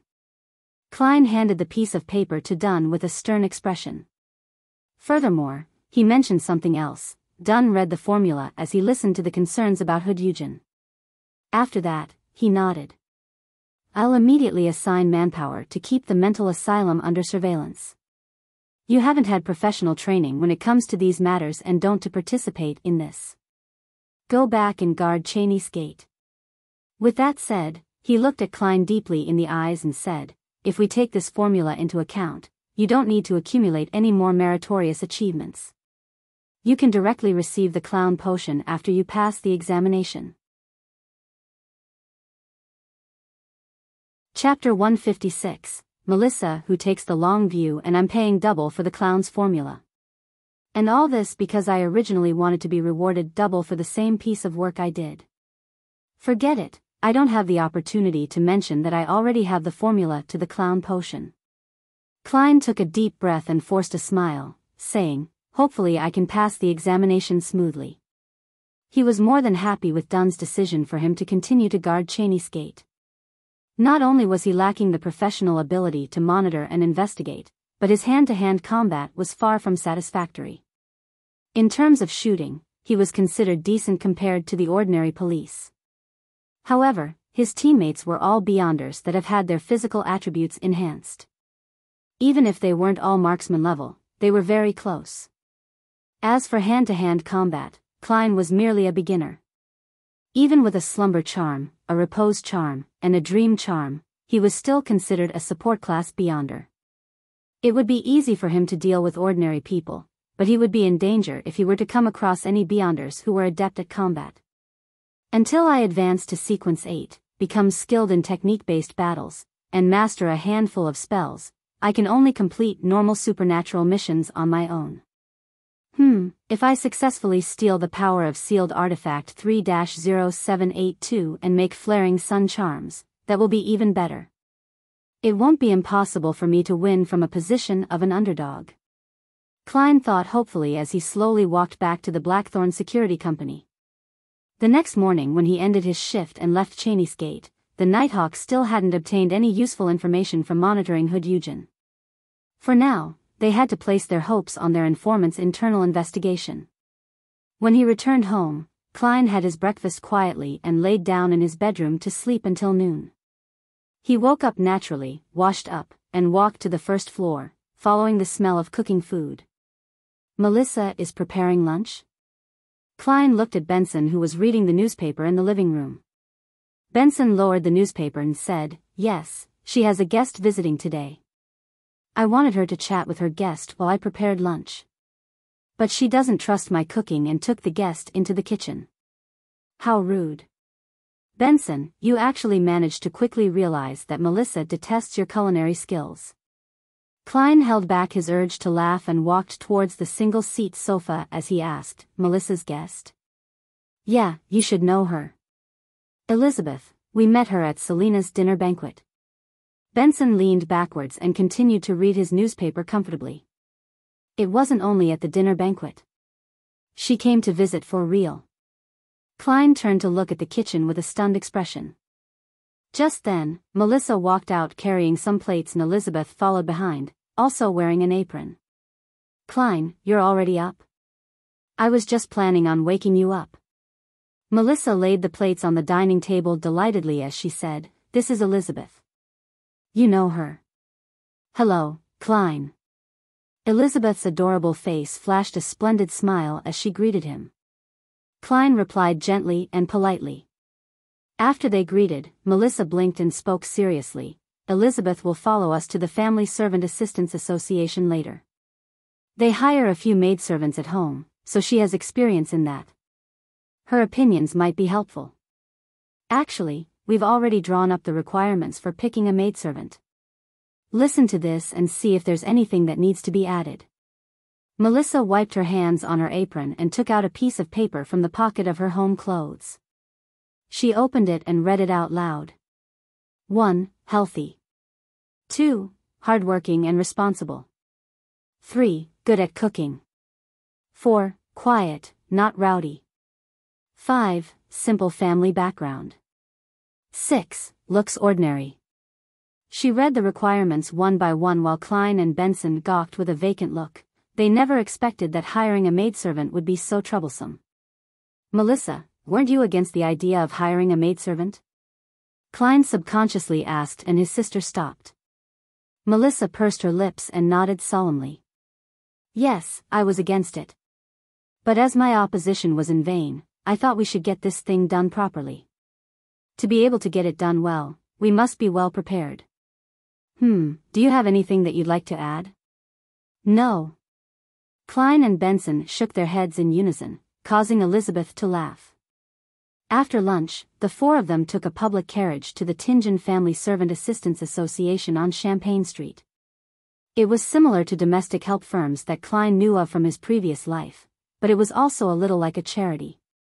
They recorded the personal information and job requirements of different maidservants so that the clients could make their selections more easily, while maximizing the maidservants' chances of employment. Part of the organization's funding came from charity organizations, and some came from a percentage of the payment provided by employers. Upon entering the association, Klein and company were greeted warmly. A young lady in a pale yellow ruffled dress led them to some sofas. She smiled and asked, "How may I help you?" Benson, who was pushed forward by his brother and sister, said, "We need to hire a maidservant." "Do you have any requirements?" the young lady asked like clockwork. Benson recalled his siblings' lack of faith in his culinary skills as he said sincerely, "Good at cooking." "Good at cooking?"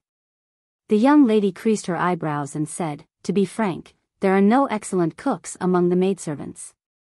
Why not hire a chef instead? If you need a female chef, we have quite a number of them in the association." "There is no one who is good at cooking among the maidservants?" Melissa couldn't help but cut in as her initial plan was set back. The young lady nodded and answered affirmatively, "The maidservants are either the daughters of lower-class laborers or girls from the villages. They have few opportunities to learn culinary skills. Even after the simple training provided by the association, the most we can guarantee is that their food won't make people sick. Melissa fell silent, finally realizing what it meant to have situations outpace her plans. That is regrettable.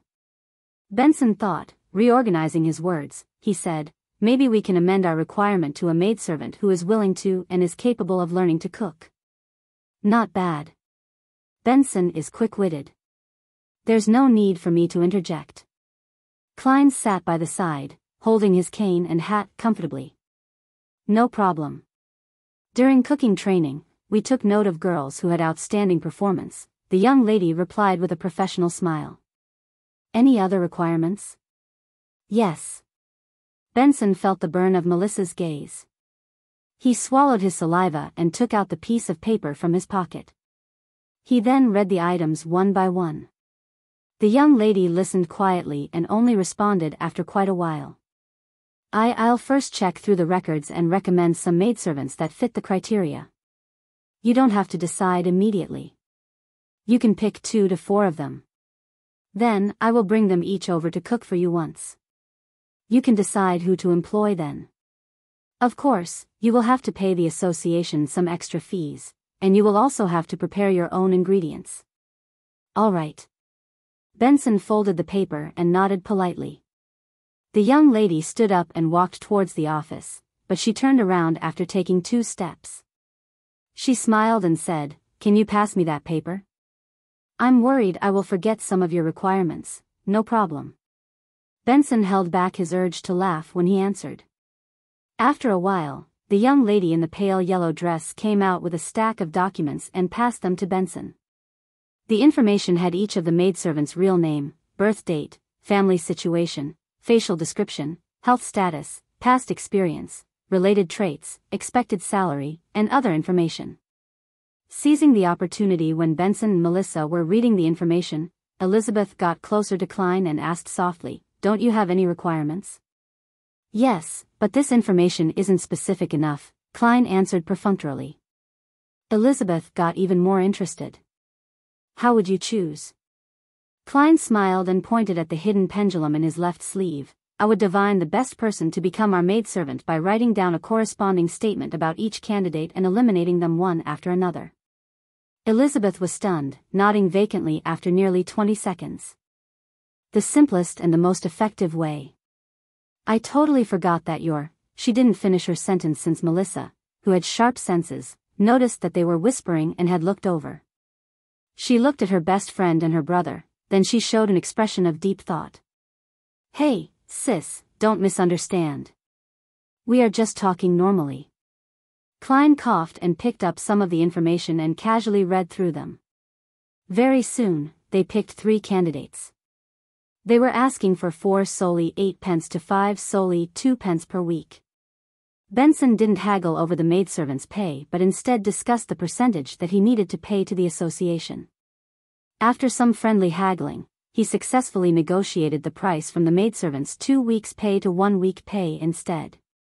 However, he had to pay a transportation fee of 1 solely for them to bring the maidservants over to try cooking. After that, Elizabeth bade the trio farewell and left while the siblings took a public carriage back to Daffodil Street. On the way back, Klein was getting uncomfortable under Melissa's scrutinizing gaze. When he got home, he went to the 2nd floor directly. "Klein," Melissa called him in a serious tone after thorough consideration. She said, "If you want to get engaged with Elizabeth, you have to work harder. Her father is an important businessman, and her mother is the daughter of a baron." "Wait, engaged? When did this happen?" Klein looked at his sister in confusion. How far-reaching is her concern? Chapter 157, Item of his dreams. "No, we are not." Klein didn't have the chance to retort before Benson interrupted with a smile. "Although Elizabeth is indeed a little young and her family is much more outstanding than ours, I find the 2 of you quite suitable for each other. But you might have to wait a few more years. She is still studying at a public school and wants to enter university. Marriage should be something to consider only 6 to 7 years later." Of course, you can get engaged sooner than that. Can you guys not think that far ahead? Klein took in a deep breath. I do not fancy Elizabeth, or, well, more accurately, I do not fancy a girl who is younger than me by too much. I prefer girls who are more mature. Truthfully, I can accept anyone within a reasonable age gap, just not now. He added inwardly in exasperation. You like girls who are more mature? Melissa knitted her brows. Then you should quickly settle the issue regarding your marriage. Klein couldn't understand his sister's leap in logic. He asked in confusion, why? Melissa explained seriously, you will be about 25 when you finish saving up for your marriage. Girls that are more mature than you will either be married or engaged when they reach that age. Do you want to chase after a widow? What the? Klein thought to himself in Mandarin as he wore a blank expression. Benson smiled and refuted his sister, Melissa, you don't understand. In this day and age, it isn't rare to see women in their 30s who isn't married or engaged within the middle class. They are mostly followers of the goddess, and all have the ability to provide for themselves. They would rather be single than stuck in a marriage that they are not satisfied with. Yes, that's what I read from the Family magazine. Is that so? Melissa was a 16-year-old girl after all. She didn't have a great understanding concerning matters like this. Upon seeing his siblings getting roused up from the conversation, Klein coughed and said, what I meant by mature is their mental state. They don't need to be older than me. Furthermore, the person that should be worried about their marriage is Benson. I'm sorry, brother, I had no choice, he apologized in his heart. Melissa froze for a moment, then nodded heavily. That's right. Benson was just about to elaborate on the marital problems of the middle class when he suddenly shivered. He looked at his sister who was staring at him and said, I am now at the cusp of a turning point in my life. I have to devote all my attention to studying. I will only be confident of chasing after my desired girl when I have found a job that I'm satisfied with and have a reasonable amount of savings. Only then will I be able to provide her with a good life. Klein and Melissa froze, then asked in unison, you have a girl that you fancy? Benson, who had merely given a perfunctory reply, was shocked. He shook his head in a hurry. No. I was merely giving an example. In a dark, gloomy house of Backlund, Helstonborough. A middle-aged man with graying hair sat silently on a rocking chair in front of an unlit fireplace with a dark-colored pipe in his hand. He looked at the guest on the sofa. He was the master of this building, Isengard Stanton, a private detective with notable fame. But he didn't set up an office, merely hiring assistants to assist him. Isengard, who was dressed in a white shirt and black vest, brought the pipe to his lips and inhaled in an intoxicated manner before slowly exhaling. The fee for a 30-minute consultation is £1. If I were you, I would definitely not waste a second. The two ladies on the sofa across from him were Furs Wall and Zio Dericha. They had found materials relating to Rear Admiral Hurricane Kalangos and wanted to ask this detective to consolidate the habits and actions of their target. Of course, they had removed Kalangos's name and changed the description regarding supernatural incidents. Zio Dericha handed the folder containing the documents to Isengard's assistant, a brown-haired young man wearing gold-framed spectacles. Mr. Detective, I hope that you can find habits in the target's actions using the material we have provided. Even though she wasn't tall, Zio Dericha had an air of authority when she sat straight and spoke with a deep voice. Isengard stared at her and received the docket from his assistant. He opened the folder and took out the material within. He set down his pipe and focused on reading page after page without missing a single one. 10 minutes later, this gentleman slowly tapped on the handle. The target has an obsession with the wind. He won't stay for long in a polluted area in Backlund, the capital of dust.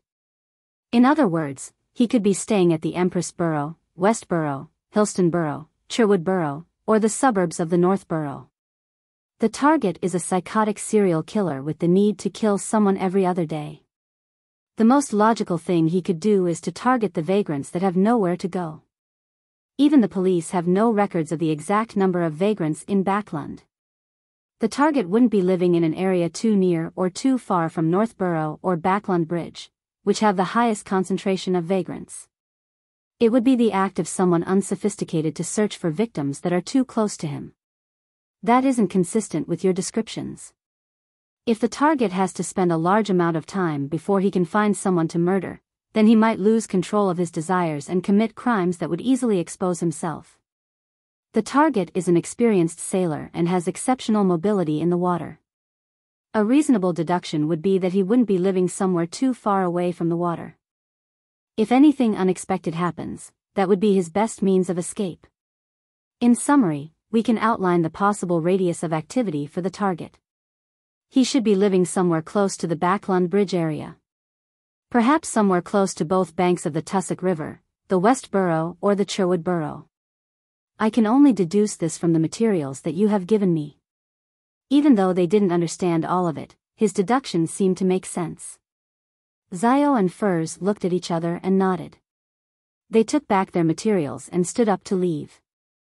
Seeing his assistant send off the two ladies, Isengard took out a bronze item from his vest pocket. It was an open paperback book. In the middle of the book was a vertical eye.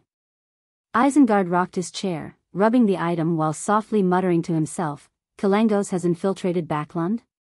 In a particular basement of Pritz Harbor. The hanged man Alger sat in a chair, looking coldly at a struggling man. This man was dressed like a sailor.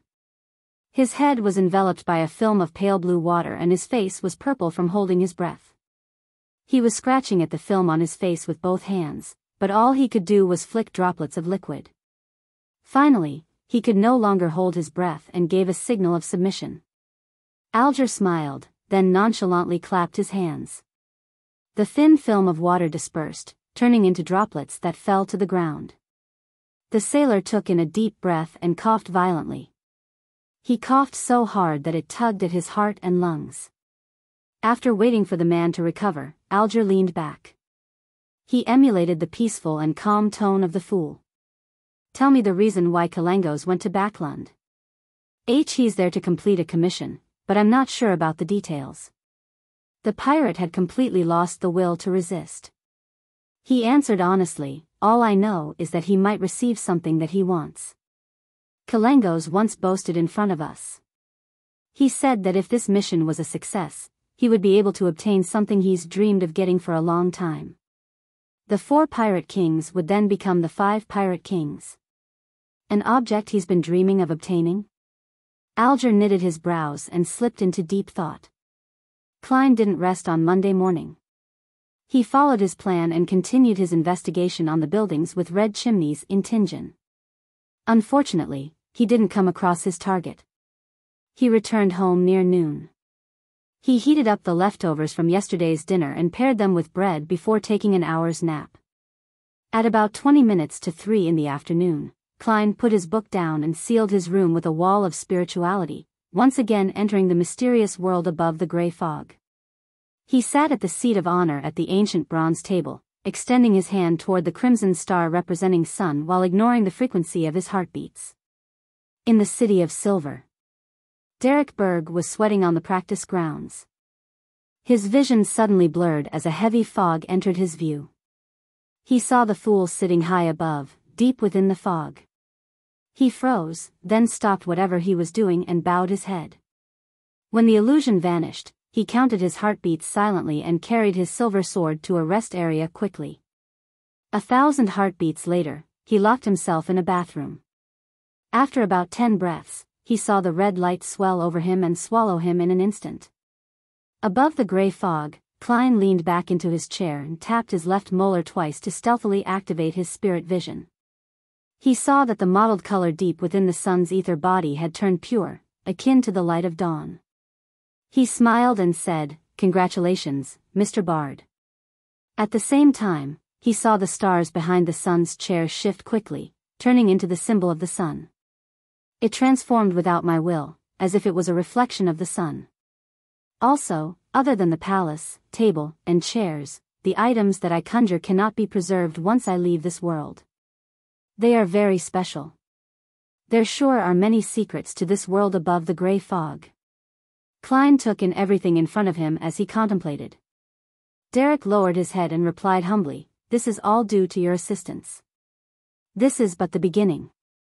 He wasn't surprised that the fool knew that he had consumed the potion. Klein took out his silver pocket watch and looked at the time. He chuckled and said, "Then let us start the gathering. Remember, the frequency, or should I say gap between the gatherings should be about the same in the future." As he was speaking, he established a connection with the crimson stars representing justice and the hanged man before pulling them into the majestic palace. Audrey looked at the scene before her and immediately greeted him. "Good afternoon, Mr. Fool. I have a page of the diary of Emperor Roselle with me." "Good afternoon, Mr. Sunday. Have you gotten the formula for telepathist?" You're tuning into the Biyao's Wuxia Chronicles YouTube channel. Don't forget to subscribe and join us on this journey to catch the most captivating stories.